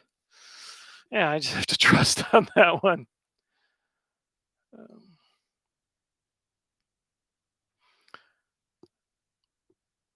I'm gonna see Adventure. Justin Bartlett, Art Temple of Void guys writing it. Yeah. It's a dead language, so it's fine. That's not going to work because there are people that know what it's supposed to be. And I'll test that out with a future book. I'll just mangle Latin. I'll just come up with a title, put it into Google Translate, and I'll make that the title of the book, and we'll see if that's fine. When do all the new things go up on the store? Maybe Monday, but sometime next week for sure. As soon as it goes up, I'll be sending an email out through the newsletter function in the web store, and it'll go up in the EU web store first. So, yeah, have your account ready. Check your account tab. Make sure the newsletter's turned on. We'll also, of course, be posting at Facebook and Twitter. And again, not sure if we're still using Instagram because I pay attention to shit, right? Have you ever thought of an Evil Dead themed adventure besides the Cabin of Death Frostu? What would that actually look like, though? Because half the fun of Evil Dead is Ash. I mean, the actual situations, not, that it's hard. It's hard to evoke Evil Dead. Well, hell, half of everything's like Evil Dead anyway because the PCs are all smart asses. Ash class. Uh, let's see here. Reading. We Norwegians never agree on anything. Don't worry about it. Well, I don't worry about it. I dumped all my extra shirts on Noble Night. It's their problem. Yeah, by the way, all the stuff I have at Gen Con, all the shirts and everything, Gen Con always takes my spares. They buy them from me at cost. So if you're interested in any of the shirts or the because fuck you, that's why hoodie, go to Noble Night. They should still have all that stuff. For some reason, the LOTFP newsletter emails to me are always filled with HTML text like the code of a web page. Yeah, that's not exactly up to date web store software, but it works just well enough that I don't want to spend the money to upgrade it. The US web store is newer software. So hopefully, I'll reopen the US web store when I have the new stuff to put in it. And again, I might when I put this stuff on sale on the EU web store, I might put that stuff up on the US web store as a pre-order. So then as soon as it lands there, it gets shipped out. Wonder what LOTFP version of Doctor Who would look like. That's the monolith from Beyond Space and Time. That's included Adventure Anthology Fire. Yeah, and I didn't know when I got into Doctor Who in the spring of 2012. That's when the local TV here started rerunning the Eccleston episodes. And so when I wrote Monolith, I had no concept, and then I started watching Doctor Who, and it's like, oh, this thing's an evil TARDIS. Uh, let's see. Will Gen Con exclusives also be up on the store at some point? Yeah, the stuff from last year, I still have some copies because there are no conventions I'm going to this year. I will put them up the same time as this stuff. Yes. What history books are you reading at the moment? Oh god, I don't think anything is in the current rotation, but I just got piles and piles and stuff that I haven't read yet. I bought, I think it's like 2 or 3 years ago. I bought those freaking €100 Oxford handbooks of. I back when I had money, I just buy the shit out a lot of university press books off of Amazon, and stuff piles, and I get to it when I get to it. Uh, what's the creepiest thing you might consider publishing next year? My crystal ball broke. Well, again, for next year, I don't know what's going to be ready for next year. I know for the fall, there should definitely, well, I say definitely. The new Kelvin book will definitely be ready unless he fucking drops dead. But yeah, hey, Kelvin. uh, but at the very least, I got the text, so I can get someone else to do the art. Uh, let's see. Is there a chainsaw somewhere in official LTF? I don't think so. Did Raphael stick one in World of the Lost? That would be the only place I think that could have fit, or that might have been snuck in. Yeah, I don't know. Any chance you can give us a heads up prior to things going live? I don't know, because I have to go through and do tests and make sure all the text classes are correct. Because nothing's worse than setting things up and going live and realize you don't have the tax settings right, and then it's just like shit, you got to pay on the VAT on stuff you didn't collect it on. You hadn't thought of the monolith that way. Yeah, monolith. It's interesting because that's the thing that has gotten the most reviews that say it's completely unplayable, which is ironic because that's the thing that I've written and published that's been play tested more than anything else. And the fact that people look at it like it's this campaign ending event, which I guess it can be, but with the complications, yeah, you're basically giving the players a TARDIS. But in LOTFP fashion, it just comes with certain drawbacks. And to give you a hint on how things work together, if you think it's kind of unfair that there's no way to get rid of the microscopic cosmonauts or psychonauts, what did I call them? Psychonauts, not cosmonauts. If you're worried how to get rid of them without somebody sacrificing themselves in the monolith, Joop van Ooms has a method. Joop van Ooms is good for fixing lots of things. How many projects are in the working on it phase? See, I don't know, because every time I check, more people say, no, I can't do this. There's too much pressure and I don't want to, but theoretically, there's still a couple dozen. 2 that I expect to be available in the fall. assuming I can pay off the debts with these books. Yeah. For every adventure, there are people who say it's unplayable. Yeah,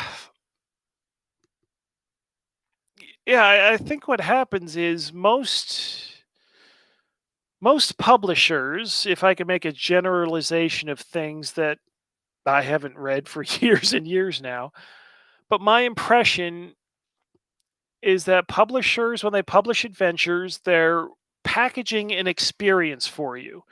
That they're expecting that that everyone that plays the adventure will have roughly the same experience of playing the adventure. And Lamentations is explicitly not like that. It's intentionally not like that. I would think I have failed utterly if I heard multiple play reports where the players had roughly the same experiences at each other. That'd be horrible. What's the point? You have a situation, you have open ended stuff, and the idea is all of the adventures have so much stuff in them and things that linger and continue on that even when you're done playing the adventure, you're still playing the adventure. And the fun not only comes from playing an individual adventure, but seeing how the different adventures' lingering effects end up intersecting as you play more and more of them. I don't test that. I don't know how that's going to work.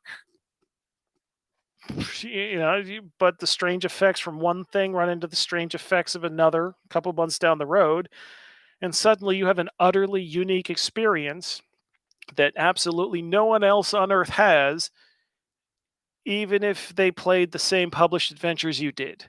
So that's LOTFP adventure philosophy there.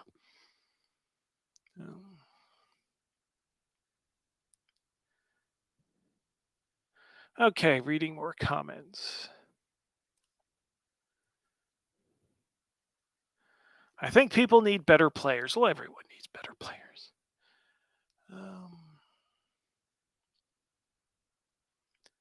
Okay, there's more people talking about stuff. Oh yeah, lots of okay, yeah. So multiple people talking about Euphenums fixed their problems. Very good. These are not adventure paths. These are something else, and yes, better. I agree.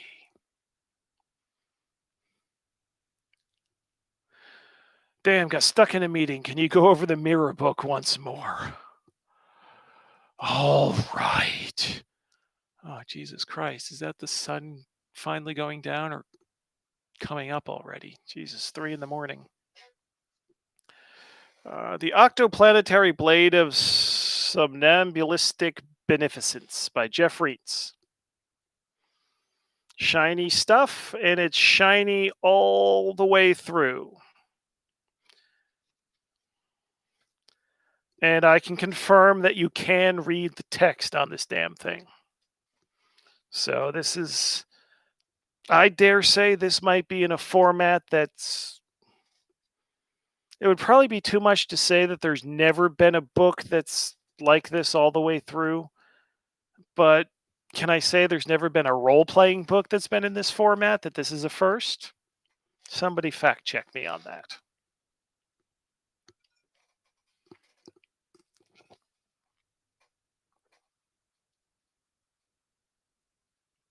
I'm going to try to do anything special online for Gen Con.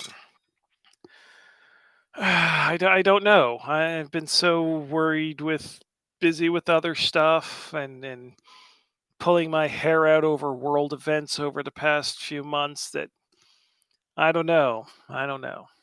Would you consider hosting a workshop going over your approach to adventure design? I suppose, but it would be messy like this. I can talk to people, but I'm not good at preparing a speech or a presentation and coming up with like slides, and a PowerPoint presentation wouldn't work because I'd have my thing planned and then 2 slides into it I'll be like, "Oh yeah, and this," and then I'm completely off program.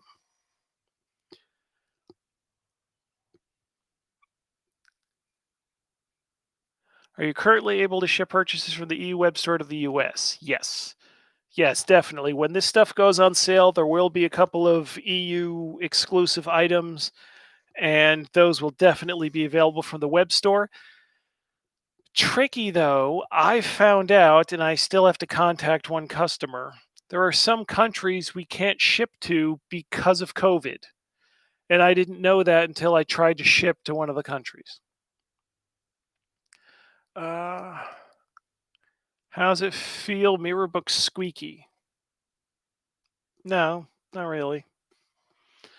Uh, how would you do an LOTFP adventure path? Yeah, you couldn't do it.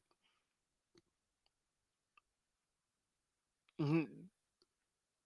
It would be too difficult to figure out. Your adventuring party by the end of the adventurer path would be the Theseus ship problem. And I think did I explain this last live stream?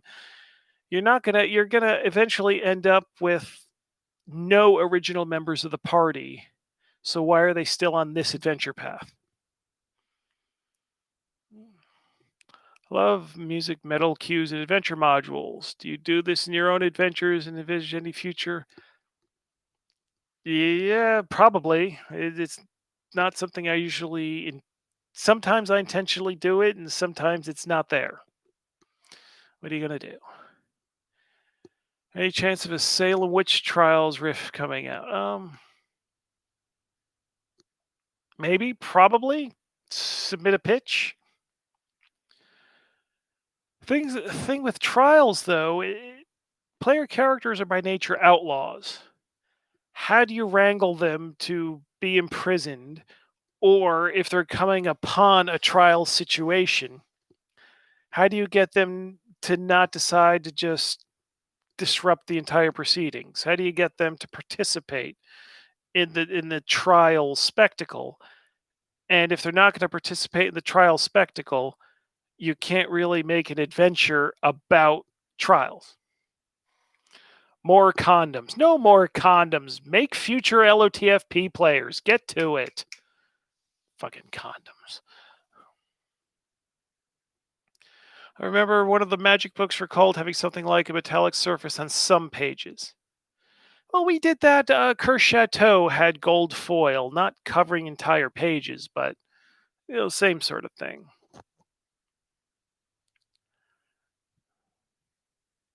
Could you go through the titles again, James, besides the mirror one?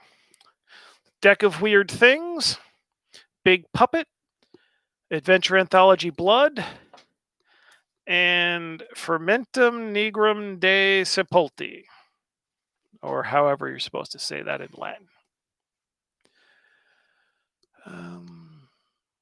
Any chance you will publish a Monolith 2? What more is there to do with the Monolith? I'm sure there's plenty more to do, but what did you make a product about that's not covered in the first one? When Death Frost Doom goes out of print, are you going to reprint the original version?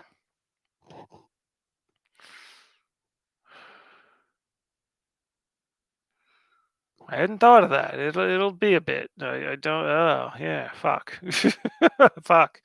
Yeah. I'll boot that one down. Kick that can down. Well, I see that different than the other ones though.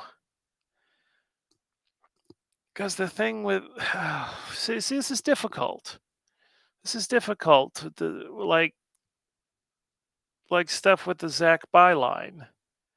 Because I see the stuff that he did for hire, like Death Frost Doom, as a different class than the things that are his projects, like Red and Pleasant Land and Vornheim and Frostbitten and Mutilated. That I don't understand the public anyway, but I really don't see them as the same thing. So I don't know. Maybe after the 10th anniversary edition goes out of print, that'll be what 5 or 6,000 copies of the adventures that have sold through, including the last printing with the Bouchard covered. So maybe that should just be out of print for a while. I don't know. I don't know. Should try to contact Mr. Barker for collaboration. I tried a few years ago. I didn't know who to contact. I had some money sitting around, and my dream license was to license Hellbound Heart and the Books of Blood for a role playing supplement. Because that's everything about the LOTFP aesthetic, including the grosser bits of the gore and sex combined. That's all there in Barker. I grew up on that shit. It affected my brain in twisted ways. Uh, how many pitches do you get versus the number you approve? I can't answer that. I mean, it's easy to say that when I'm doing open pitches, most of them I don't use, but as far in general, I can't generalize. I don't know. Or will there be a new rewrite? Well, that's I don't know. Are there new classes in the pipeline? Are there? Um, yes. I think there's one. I think there's one, but I'm forgetting. Alamarja 1630 will have new classes. That's for sure. So I guess the answer is yes. Enough with reprinting. We want new. Well, this is new, and this is new, and this is new, and this is new. Kelvin's upcoming thing is new. The thing Job done is new. Alamarja 1630. That's all new material. So you have plenty. Reprints. Yeah. What are you gonna do? The stuff should be out there. Do you think you'll do the revolting youth experiment again? What happened with that one? I picked two. One person ended up quitting and returning the advance, and the other guy, I think he was 15, and I think he's not gonna be allowed to publish his stuff until he's 18. Had an interesting conversation with his mother, which is exactly what I want to be doing as a publisher of this shit. uh, Are there any homages to the Cenobites? Not by me, and if somebody else put him in there, I missed it, I think. Please talk to Clive Barker soon. How? Well, I don't have money for the license right now anyway, so. The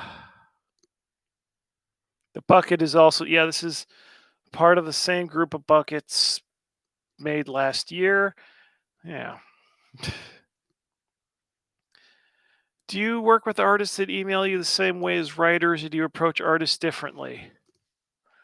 I'll be honest, since all the shit really started, I've been really hesitant to approach anybody new.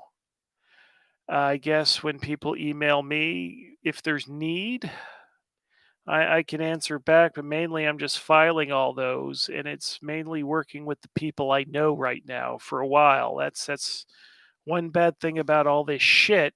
Even people I thought I was on good terms with, I'm not. So I don't know what the reaction with me reaching out to anybody new, and that's shitty. That's very shitty.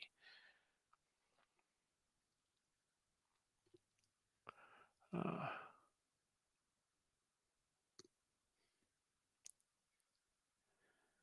yeah.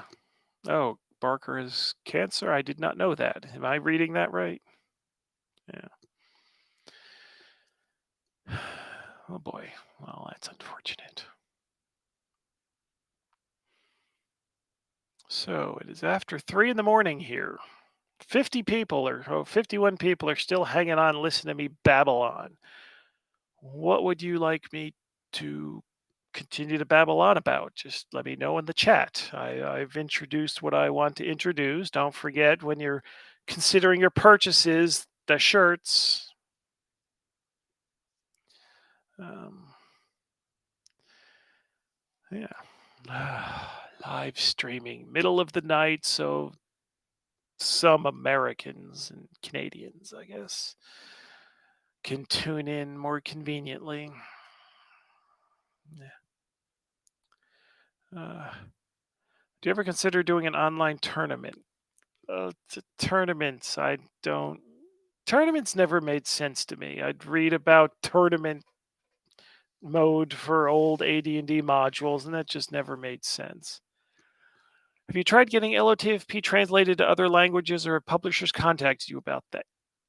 Yes, but it's very complicated, and then the money thing, I don't know, like it was translated into French. But it's just complicated because the writers of all these books, like they have the rights to their work. So it's not that I can just license this stuff out, and so it gets all blah, blah, blah. How about another try on Human Centipede? Yes. Once upon a time, I did try to license Human Centipede. Unfortunately, I think they thought I was some big board game company. They wanted a large amount of money for a limited region. So I didn't pursue it further or try deeper negotiations because they just opened with such a large demand. I was like, not in my league. Okay. Any plans to put out some more Duve Uncut dice at any point? Maybe. I don't know. Can you tease something you haven't previously teased? Can I tease something? I don't. I think I've talked about everything. I talked about everything that there is to talk about. I don't know of anything so brand new that's yeah. I'm not thinking much beyond the fall and what the group of stuff after. Oh God, you still heard that? Excuse me. Sorry. Tried to keep it off the microphone. Well, you still need a license if you made the halfling centipede. Well, the centerpiece of my human centipede adventure was going to be the wizard doing the operation to giants. So, like, the end boss was going to be the giant centipede.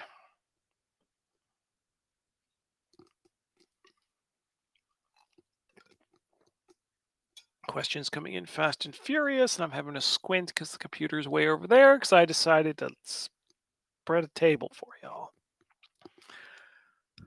How long has it been since had a chance to run a character in someone else's game and had that character die horribly? How did the character perish? That was just a week or two ago in Jeff Reince's game. I had a character die, got disintegrated in a teleporter.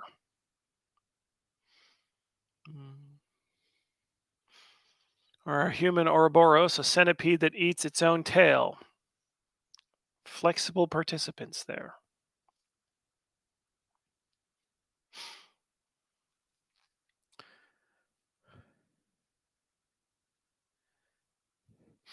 I'm still shitty about when you said you would call the adventurers terrorists in your next thing and then you never did it. Yeah, I get ideas and then I forget about them because it takes me too long to do anything and I forget half the shit I was going to do in it. What's in the background with the basket hilt sword?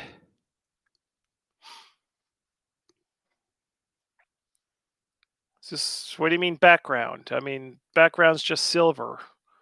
All the stuff there is part of the sword. It's not background. Now I'm getting sniffles.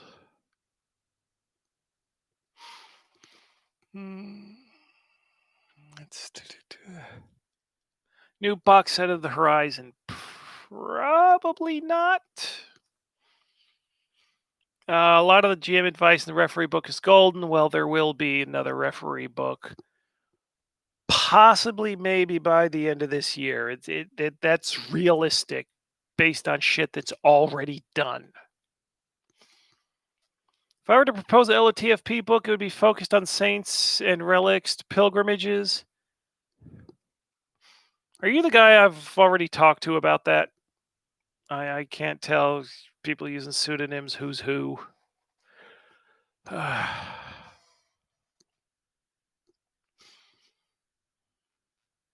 What's your favorite old school D&D module? To me, the Holy Trinity. Let me think.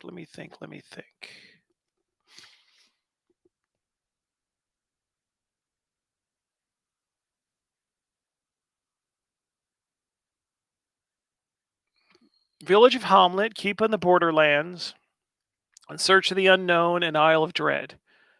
It's got all the basics, and then there are other ones I'm going to like as well.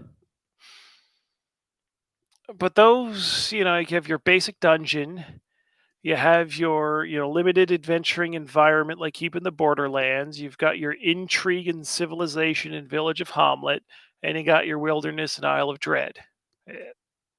That's everything the game could be right there.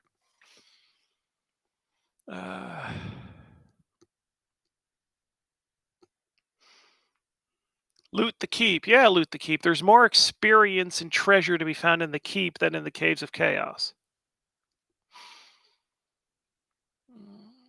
Basically, B1 to B5.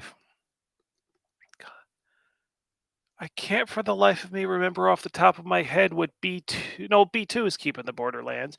B3 is Silver Princess. B4 is Lost City. B5... Horror on the Hill. How is that a basic adventure?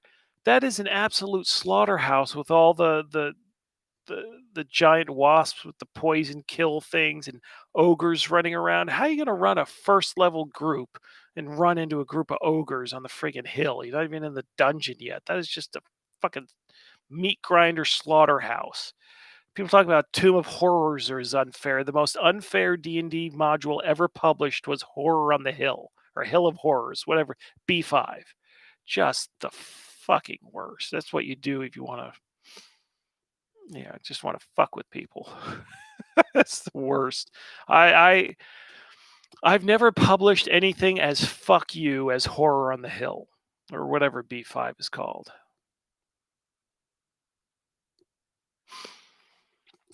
Any thoughts on doing a Green Devil Face collection book? No, because there's so many other authors involved. I don't want to deal with that shit. Every time I've met you at a convention, you've been awesome. Happily do my part and buy it all. Thank you very much. I've heard Isle of the Ape was the toughest, most dangerous.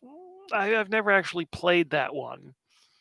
And the character, I know they've got that fuckery with the spell restrictions and rotting equipment, but you're still dealing with characters of such high level. Well, it depends, because a lot of that high level stuff, like Tomb of Horrors, for example, that's the most infamous one. If you just make 10th level characters and try to play it, it's a grinder. If you've actually played this group from level 1 to level 10, you know all your shit. You know what your characters you can do. You know the value of all the utility spells that everyone ignores if they just start at 10th level. So Tomb of Horrors becomes much less deadly if you know it. Favorite magic item ever? Deck of Many Things. Well, I think I made Deck of Weird Things.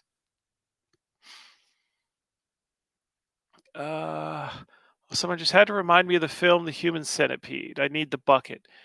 That's funny. When I saw The Human Centipede, it's a very well-made movie, which I think is why it affects people. But it's all clever filmmaking. They hardly show anything. It's all done, it's because everyone's covered up with diapers or, the bandages, but to me they look like diapers. Everything is just sound effects and facial expressions, and it communicates the disgust so much. It's masterfully made. And it's not as graphic. It's just such a good, clever idea, very well done. And Human Centipedes 2 and 3, I understand, are a lot more graphic, but all of the revulsion from the first one, it's misdirection and movie magic. It's not showing you the things to your face. So yeah, that's my thoughts on Human Centipede. Look out for new music. What should I check out? Oh, well, again, I haven't been able to buy that many albums this year. Uh, what have I bought end of last year? Church of the Cosmic Skull's always good. Lucifer released something new. Lucifer's always great. Mirror released an album last year. Sorcerer has a new album out. I've heard a couple songs from that. Sorcerer is awesome. Let's see. Listen to Balsa Goth. The problem with Balsa Goth, if you listen to one album, it's great. You don't need any more. Doesn't matter. Doesn't matter what album. They're all. I can't say they're all the same, but just pick one and you got all you need. I've at some point I used to have all of their albums, and then I saw them live, and everything just blends together so much. If you're gonna pick one, I actually highly recommend Battle Magic.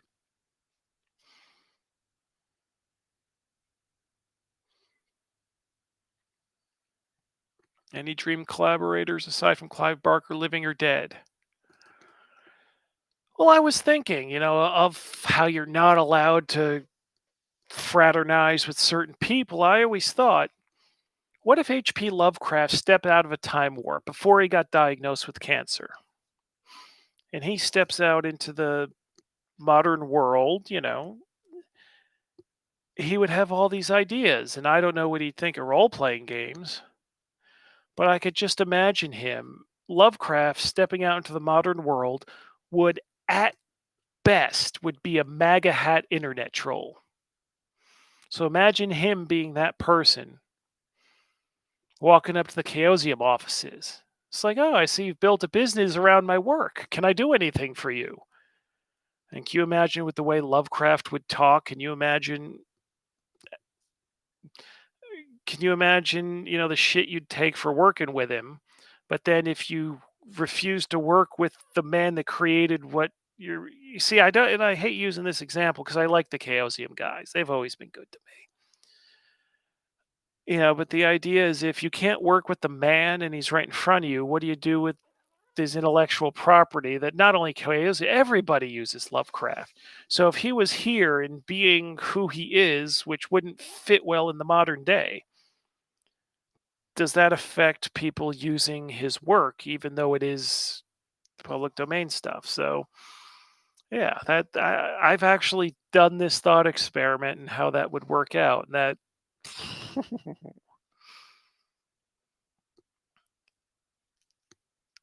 Lovecraft calmed down a bit on his racist ideas toward the end. Yes, he did, but again, even not being at his worst, I think he'd be a MAGA hat internet troll just based on how he wrote letters and how he conducted himself in his letters. If he could do that instantly over Twitter or Facebook or something, even if he wasn't explicitly racist, he would still be maximum obnoxious. Because when I read his old letters, that's what I'm thinking. Fucking internet troll.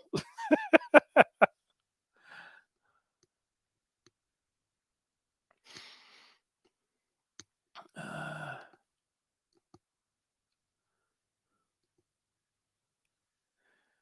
oh, Balsagoth. They aren't all the same, but they aren't different. Yeah, yeah, yeah. Again, Battle Magic is my go-to. Especially, what's that one song with the sleigh bells?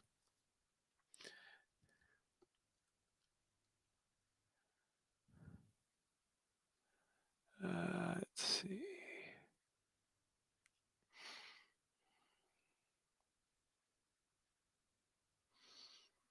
Yeah, let's not turn the chat into what we really think of Lovecraft and his neuroses and faults or lack thereof. Everyone's got their opinions. They're not going to be changed because somebody puts them up in the chat. So let's not shit things up that way. So, more questions? Anyone?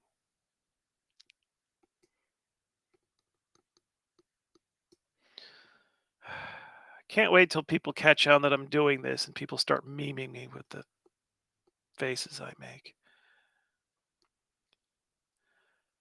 Aside from the Jeff book, no, it's not Jeff book. It's my book. Deck of weird things. Which takes inspiration from the deck of many things, which I always made sure to put in every D&D campaign I ran.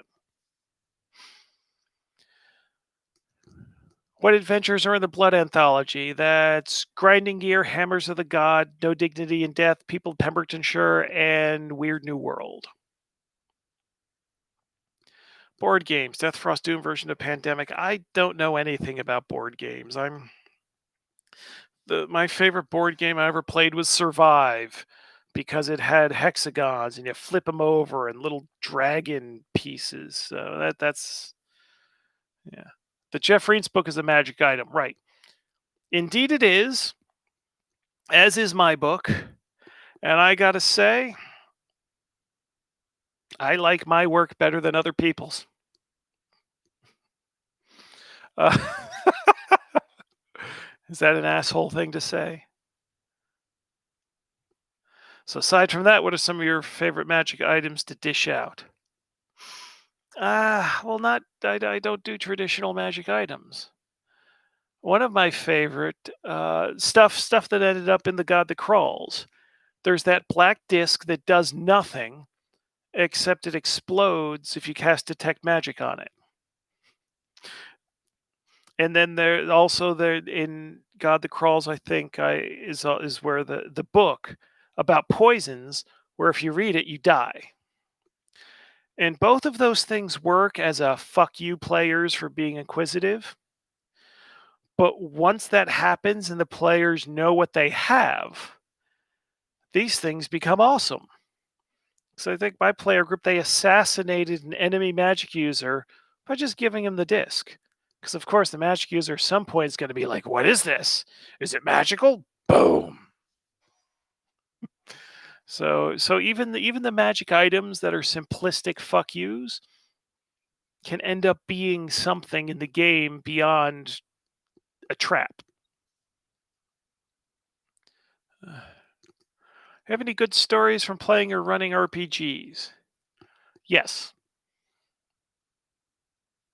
Okay, I'll tell one.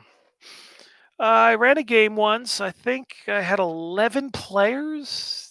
I don't know. Remember if they all showed up this week or this particular week.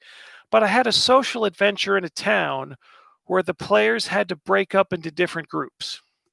So I had on a whiteboard, the different missions, and then whichever players ended up going on which mission, because I think they decided who went on which mission. And so then, I gave 15 minutes for each block and each player on the mission, and each mission had 3 phases. And the success, like the cumulative success or failures, determined how the adventure ended, what the final results were. So not everybody had to succeed in every block, but they had to succeed in most of them as a whole. So just the fact of 15 minutes, you're done, and it's either a green check or a red X. Now it kept moving. Everybody was interested when it was one player's turn to do something because what they were doing directly affected all of them. So I think that was one of the better high concept things I've ever done with a group, but I can't for the life of me figure out how to translate that to a product. Uh, James, Book of Antithesis. What would it be about? No spoilers. You see, I haven't cleared it with Job what I'm allowed to say, and I don't check anyone's social media, so I don't know what he's already said. So, well, I'll just say, what if playing a role-playing game was itself a magical act? So it has an adventure, but it's also very meta with how it approaches things. I imagine that book is going to end up with very mixed reactions. And if anyone knows Job, I also expect that that's going to go on the list of LOTFP banned books. Uh, let's see. Do you get to play recently? Yeah, I just did a week or two ago Jeff Reetz's game. It was the first time I'd gotten to play in a long, long, long, long, long, long, long time. Uh, Do you feel your games give kind of a mixed message by A, making the focus largely motivated by curiosity, and B, punishing them for it? Asking for my players that. Well, yes, that's intentional because the actual play arena, with the things that happen, they have to be challenging, they have to be dangerous, and I see it as a horror game. So there's yeah,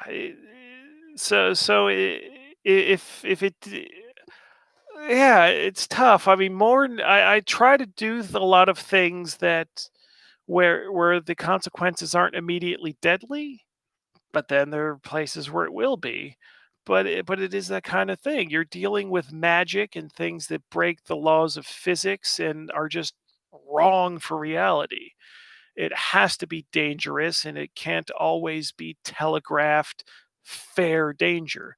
You're dealing with magic and monsters, and the default setting, your group may be doing different, but you're doing it because you want to get money. There's yeah, it's just a free for all. It's yeah. Ever been approached about LOTFP video game? Which module would you like to see? I don't. What video games do I play? I've played Banished, Curious Expedition, and Total Extreme Wrestling 2016. So I guess Curious Expedition would be the closest to how that to something applicable, but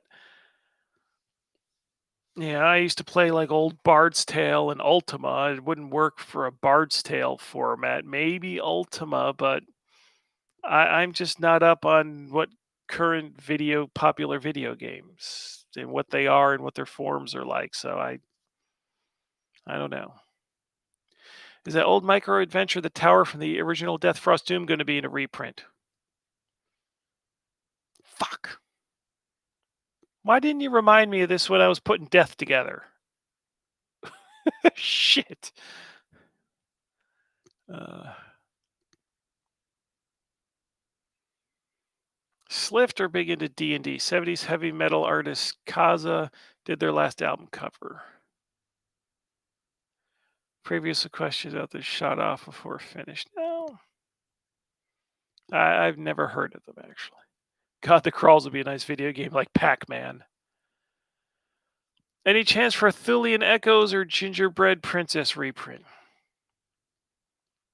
I don't know how much I can say about that, but I'm not saying no. Do you ever visit America? Usually every August for Gen Con, and that's it. Can we see what a convention in America? Yeah, Gen Con. Conventions are canceled for 2020. That is also true. Saves me a 9-hour plane trip. What a pain in the ass that is. It'd be awesome to have a module adventure set in some place inspired by the city of Midian from the book Cabal.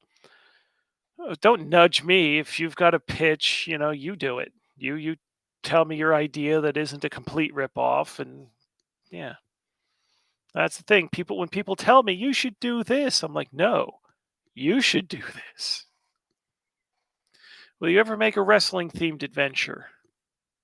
Yeah, New Japan's coming back on Monday, so yeah, definitely not putting stuff on sale until that show's over. Yeah, like a gladiator thing or like the old style, barnstorming kind of con artist traveling tough man. I'm not saying no, although there's nothing imminent or, planned. Will any of your stuff from Fight On make it to a reprint? Oh, the Duvon Q's probably not. Maybe if I ever get around to doing the expanded spells, all done, the entire rulebook spell list done in the format of vaginas or magic, eldritch cock. Maybe I'd include those spells in that. Maybe. Uh, how do you kill the god that crawls? Do people want to hear how to kill the god that crawls because it happened in the playtest?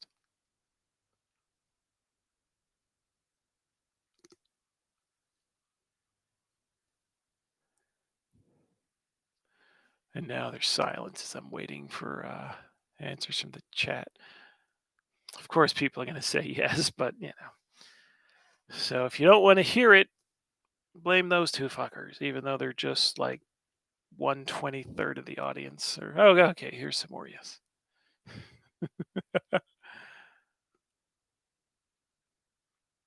Okay. How to kill the god that crawls?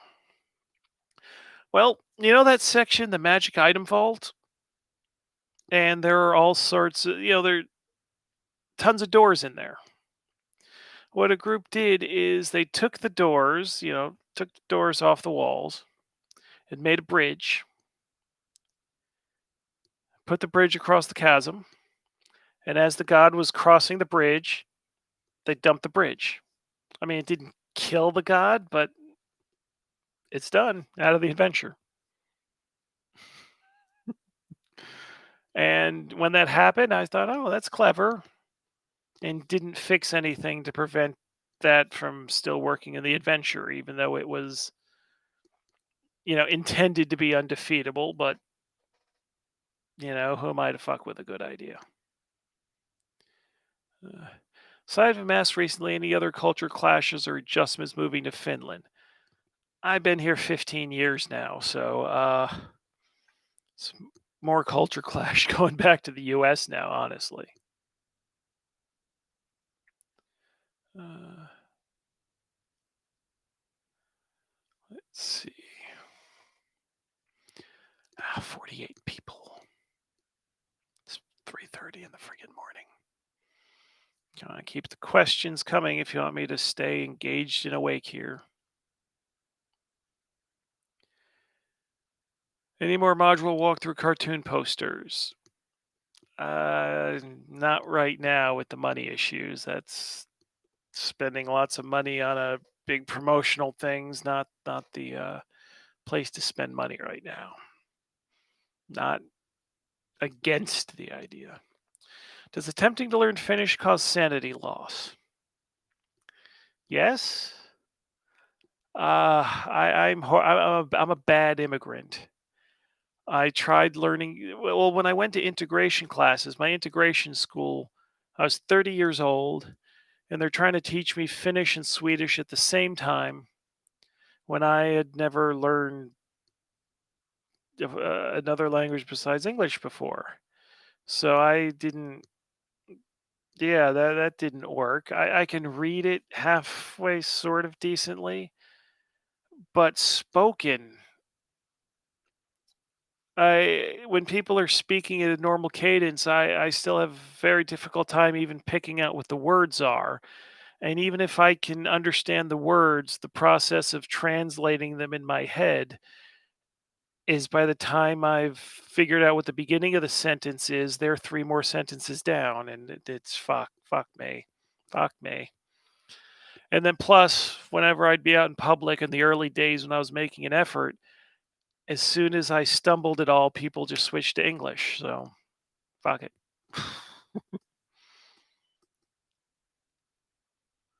Uh, is the monster book complete? No, if the monster book was complete, it would be being released. Go to bed, James. Soon. What do you and Raphael Chandler have in the works? He did the editing on the Reents book. Um, no projects, I think, right now. Yeah, no, I don't. No, there's nothing. No. Thanks for your time. I still simp you. Now you see, with with the context I usually see that work in, I'm feeling like I need to show you my ass or something now. Um, yeah, I think I've gotten through all the message there. Hey, it's funny. I remember when I had the idea for setting up all the table and I'm far away from the screen and not near my desk. And I was like, oh my God, how am I gonna work the computer? And it's like, you dumb fuck, you've got wireless keyboard and mouse. Duh. No need to show. Thank you. Well, actually, you should be thanking me if I'm not gonna do it. Uh, Working writers send their pitches/work to. I'll do my part to support LOTFP and the OSR.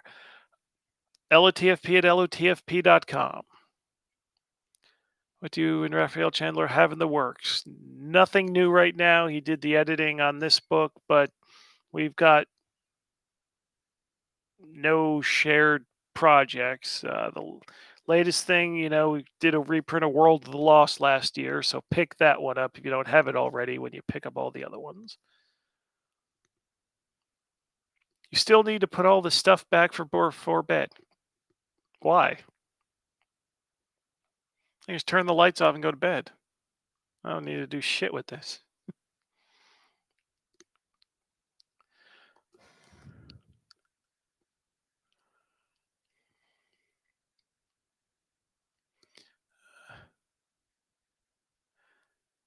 Can we get a shirt that says "Make D&D Great Again"?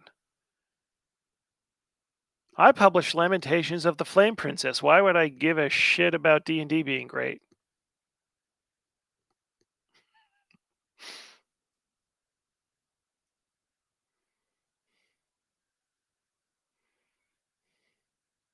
Although,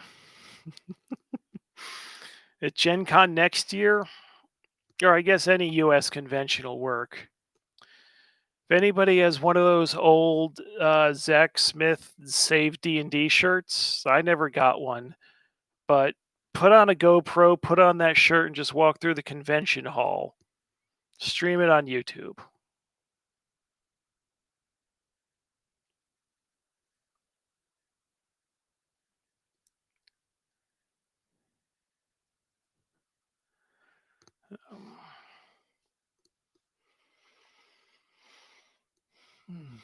Because fuck you, that's why. Unofficial company slogan. I was super reluctant to play LOTFP at first, but now I gotta say it's my favorite fantasy system by far. Okay. Dangerous question. Why were you reluctant at first?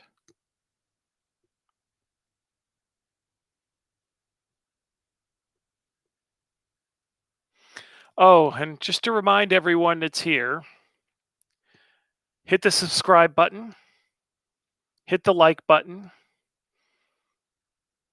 because apparently that's important for YouTube things. And every other YouTuber says it because it means something with the metrics that I don't understand. So go ahead and do that.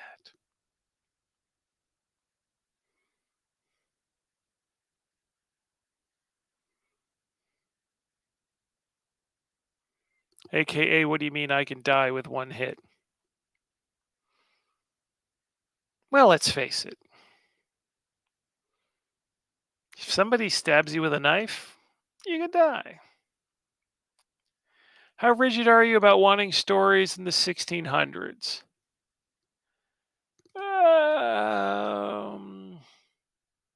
Fairly? Or if not, then something that has a bridge or portal or yeah. I'd buy a fuck D&D and wear it happily at Gen Con. I'm still selling fuck LOTFP shirts. So, add one of those to the cart when you're buying all the other stuff. Do you use the Grindhouse dice? No, I don't. I use I did use the red set of dice that I released as part of an old crowdfunding thing. But generally, what I do now, I collect weird dice. So my dice set that I use is this patchwork of crazy shit. Like I got a set of 3d6 I use for character creation, but they're like not symmetrical. They're like slanted d6s, and then I've got like the d6s that have like little d6s in a clear plastic thing, and the same thing with like a d20 with another little d20 in it. I use all sorts of weird shit, but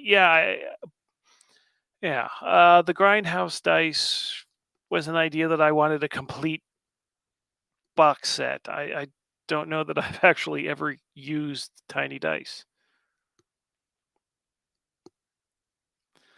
How about a 1400s adventure, and to get back to 1600s, you just wait. But you got to wait in real time.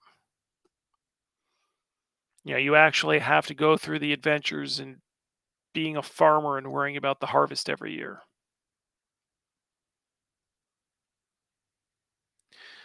I'm so pleased I took your recommendations for the Good Friends of Jackson Elias podcast and read Genital Grinder. Traumatizing. Any more recommendations? Uh,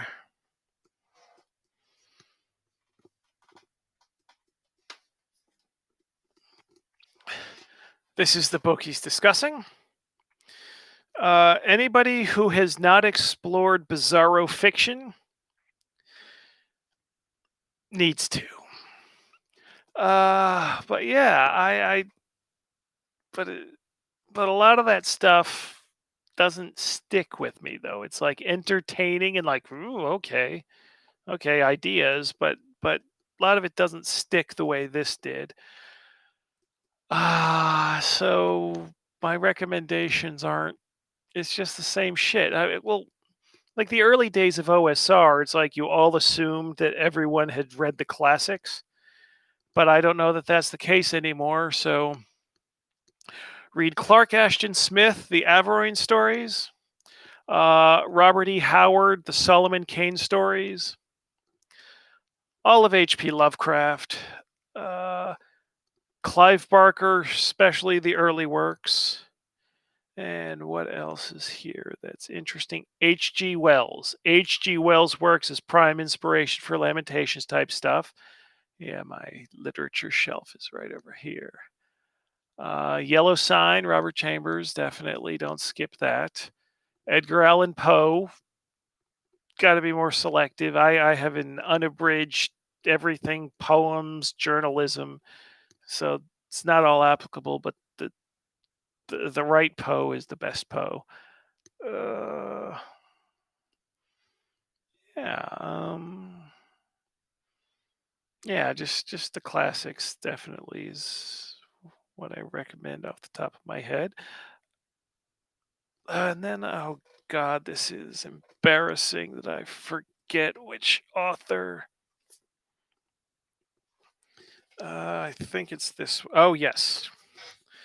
Now, it may not necessarily be this particular edition, but Algernon Blackwood, the story "The Willows." There has never been any media ever in existence that explains what the weird is like The Willows. So before anything else, just fuck your life. Find a copy of Blackwood's The Willows.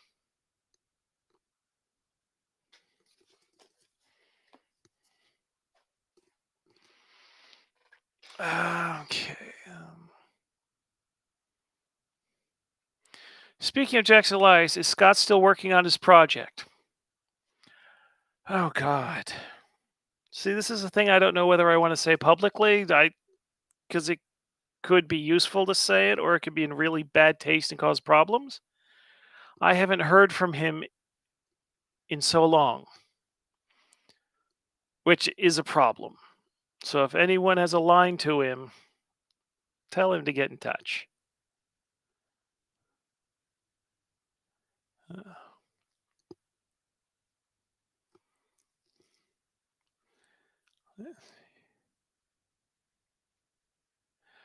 I missed the early part. I hope these pretty books will be available easily in the US through game stores or local distribution. Okay. These 3 books will be available in the US through distribution. These will not. We will be running a deal where if you buy all of these, you get free shipping on everything. So you can add other books to your order if you're missing stuff, and you'll get free stuff thrown in. I'm not repeating all the stuff from earlier in the stream, but there'll be a write up, in Facebook group or something.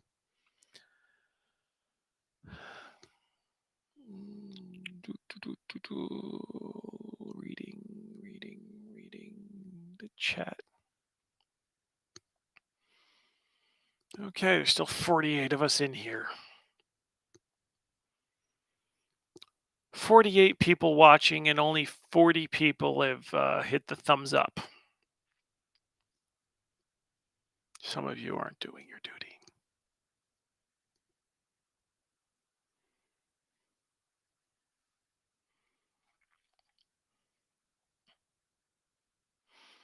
See, when you people are talking about right and left, like the bucket, is this on your right or your left?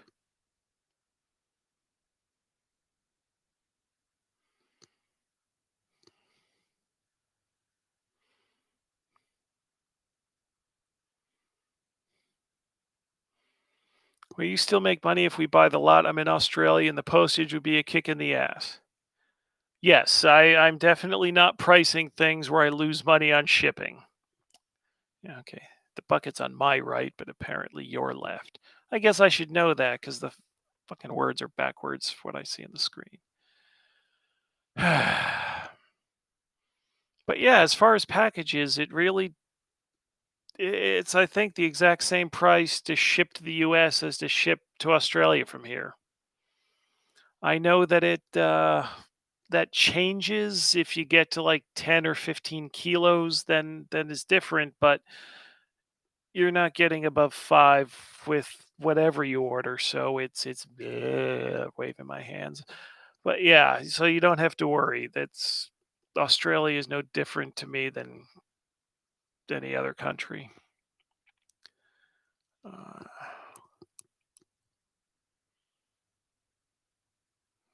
Anything else? Bueller. That's the one thing people, I've gotten suggestions that I should collect questions ahead of time to make this smoother, but I don't like that. I like the spontaneous what's coming next. Do I have to answer something difficult or is it a fluff question? That does create a problem though at the end when things are starting to peter out and I don't know whether to wait for more questions or just say fuck it. Uh,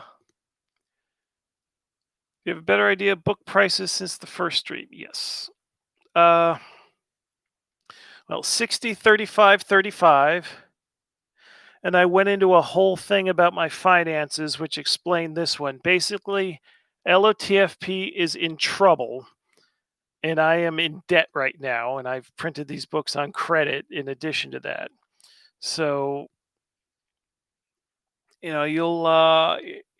this book is going to be 100 euros as a fundraiser kind of thing, 200 if you get the special slipcase. And again, I went into great detail about the finances and where it happened. And I know this is not the best sales pitch at this point, but it's now almost 4 a.m. and repeating that whole depressing stuff. So this will be written up for all the explanations and everything. How do you introduce new players to the setting and tone of LOTFP? It's very easy if they haven't played D&D before. Because D&D creates expectations of how these things are supposed to go, and the superficial similarity of the character sheet and the different things, they'll expect it to run like D&D, that they're expected to win, that the heroes and stuff. But people that haven't played D&D, they take the environments as they are without preconceptions, and they don't need special treatment. Yeah. So go to sleep. Why is everyone trying to tell me what to do? It's just going to stay up all night. You're not the boss of me. Oh, good. We've matched the viewers and the likes. So thank you. I should have been reminding everybody when there was 75 people in here.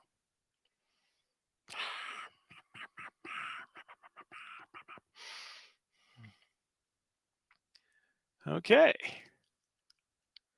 Things have seemed to slow down. I've been here for over 2.5 hours, and it's almost 4 a.m., so maybe I should wrap this up.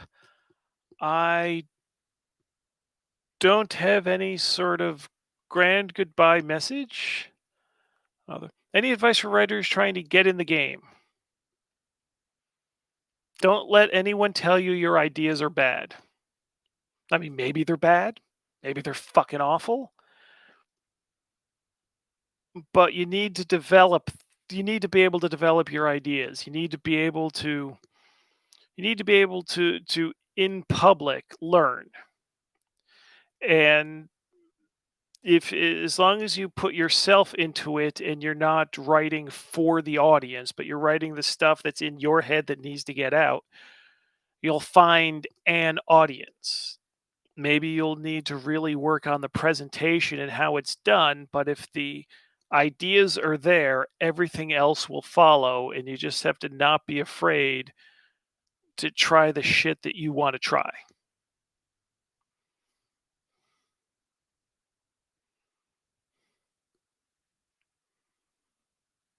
Okay. Yeah, well, I can go for another 8 minutes, just go to 4 a.m. even. So you got 8 minutes to ask any more questions. And then once you're done with the stream, go to YouTube, and the song is stuck and been stuck in my head for days.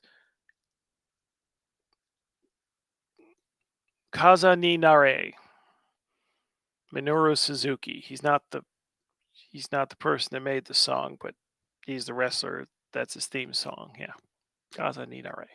Go listen to that.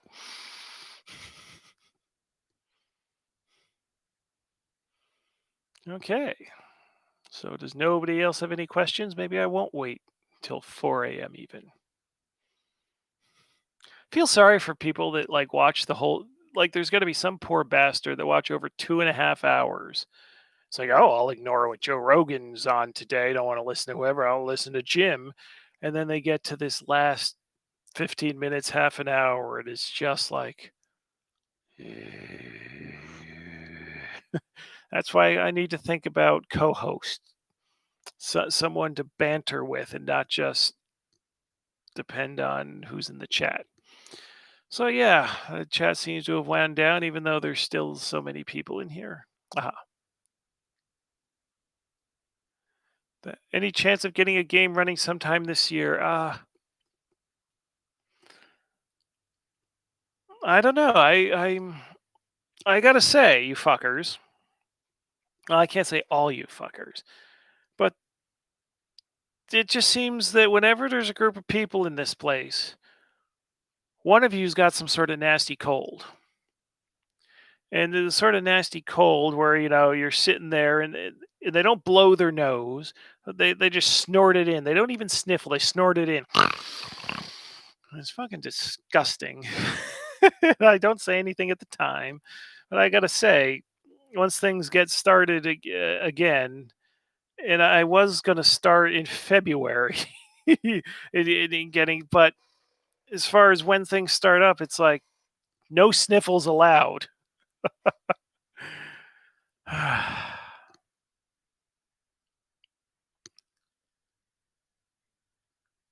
Who is the man that sometimes peep through the window behind you? That doesn't work because I can see myself. I'm seeing what you're seeing, just reversed. For fuck's sake, that doesn't work. I vote for Chandler and Bittman for your co-host. Well, oh God, Bittman. I was on one podcast with him, and he got drunk during it. And so it's like, oh God, I don't want to do it. COVID-19 adventure. Well, yeah, if yeah, it's a good thing because that Covered in Sick one that I'd like half written and never finished, that would be the worst thing if I had that out because I would have run the most tasteless promotion once the COVID thing got started. Yeah,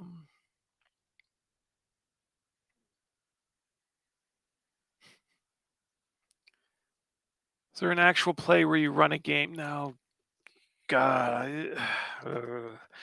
Because to do that properly, it needs to be produced.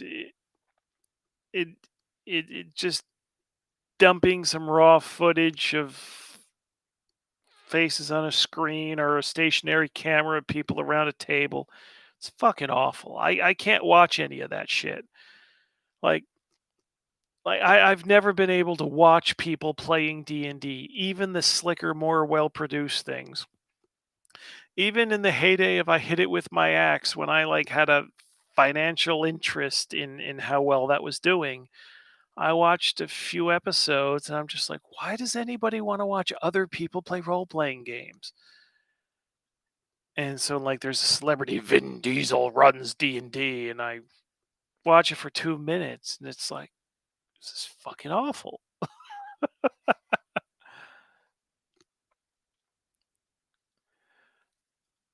What was the most recent thing you have read that you enjoyed that's not LOTFP? How To by Randall Munroe. That's my toilet reading right now. That's the XCD, I think is the name of the web comic. He's done some books. His books are always good.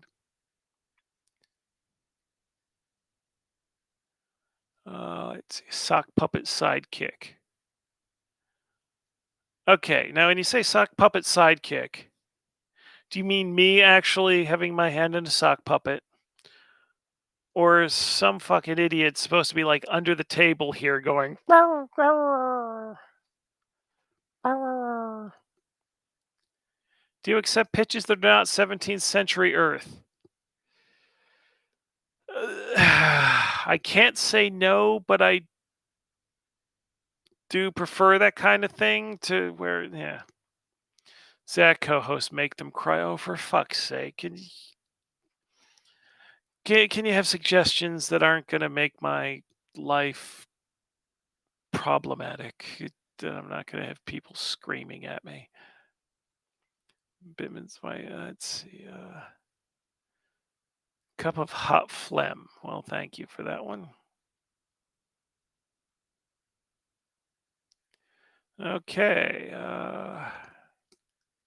God, wait, there's a lot of new things. My vision's getting blurry. So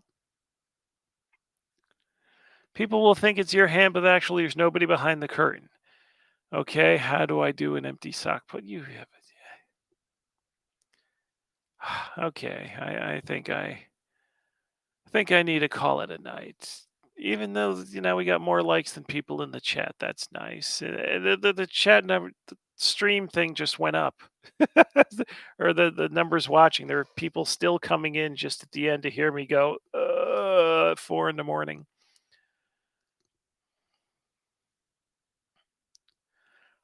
People think the sock puppet is Zach and then reveal it's actually RPG Pundit. How would you reveal it's RPG Pundit?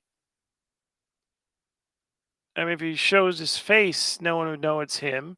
If he doesn't show his face, yeah. We degenerated to Zen sock puppets now. Yeah, see, this is the thing. It's. Wait a minute, wait a minute, wait a minute. I'm doing a live stream and I did it specifically at a time that would be more convenient to Americans. What the fuck are you still doing up, Hakey? That's. Fuck me. Now there's more people still popping in. Hi, it's 4 in the morning here.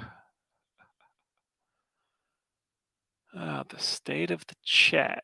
Well, it's still better than what I thought, because I thought by announcing the live stream ahead of time, or there'd be all sorts of shit and troublemakers, but yeah. No troublemakers and nonsense, just my fans.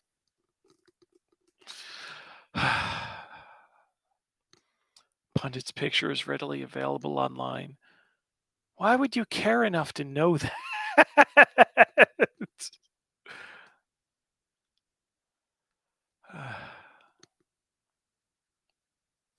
Okay, let's see. Okay, I think I will call it a night. Oh, yeah, I got a mouse right here. Just the lovelies, ooh, all excellent stuff and shirts and the mask. And yeah, I think that's it. What will you do for a job if you can't save LTFP? Fuck if I know. Fuck if I know. I haven't had a normal regular job in over 15 years. So uh, don't even know how that would work. God. Yeah. So yeah, when I give more information a little later and then next week at some point, please buy the shit out of this stuff.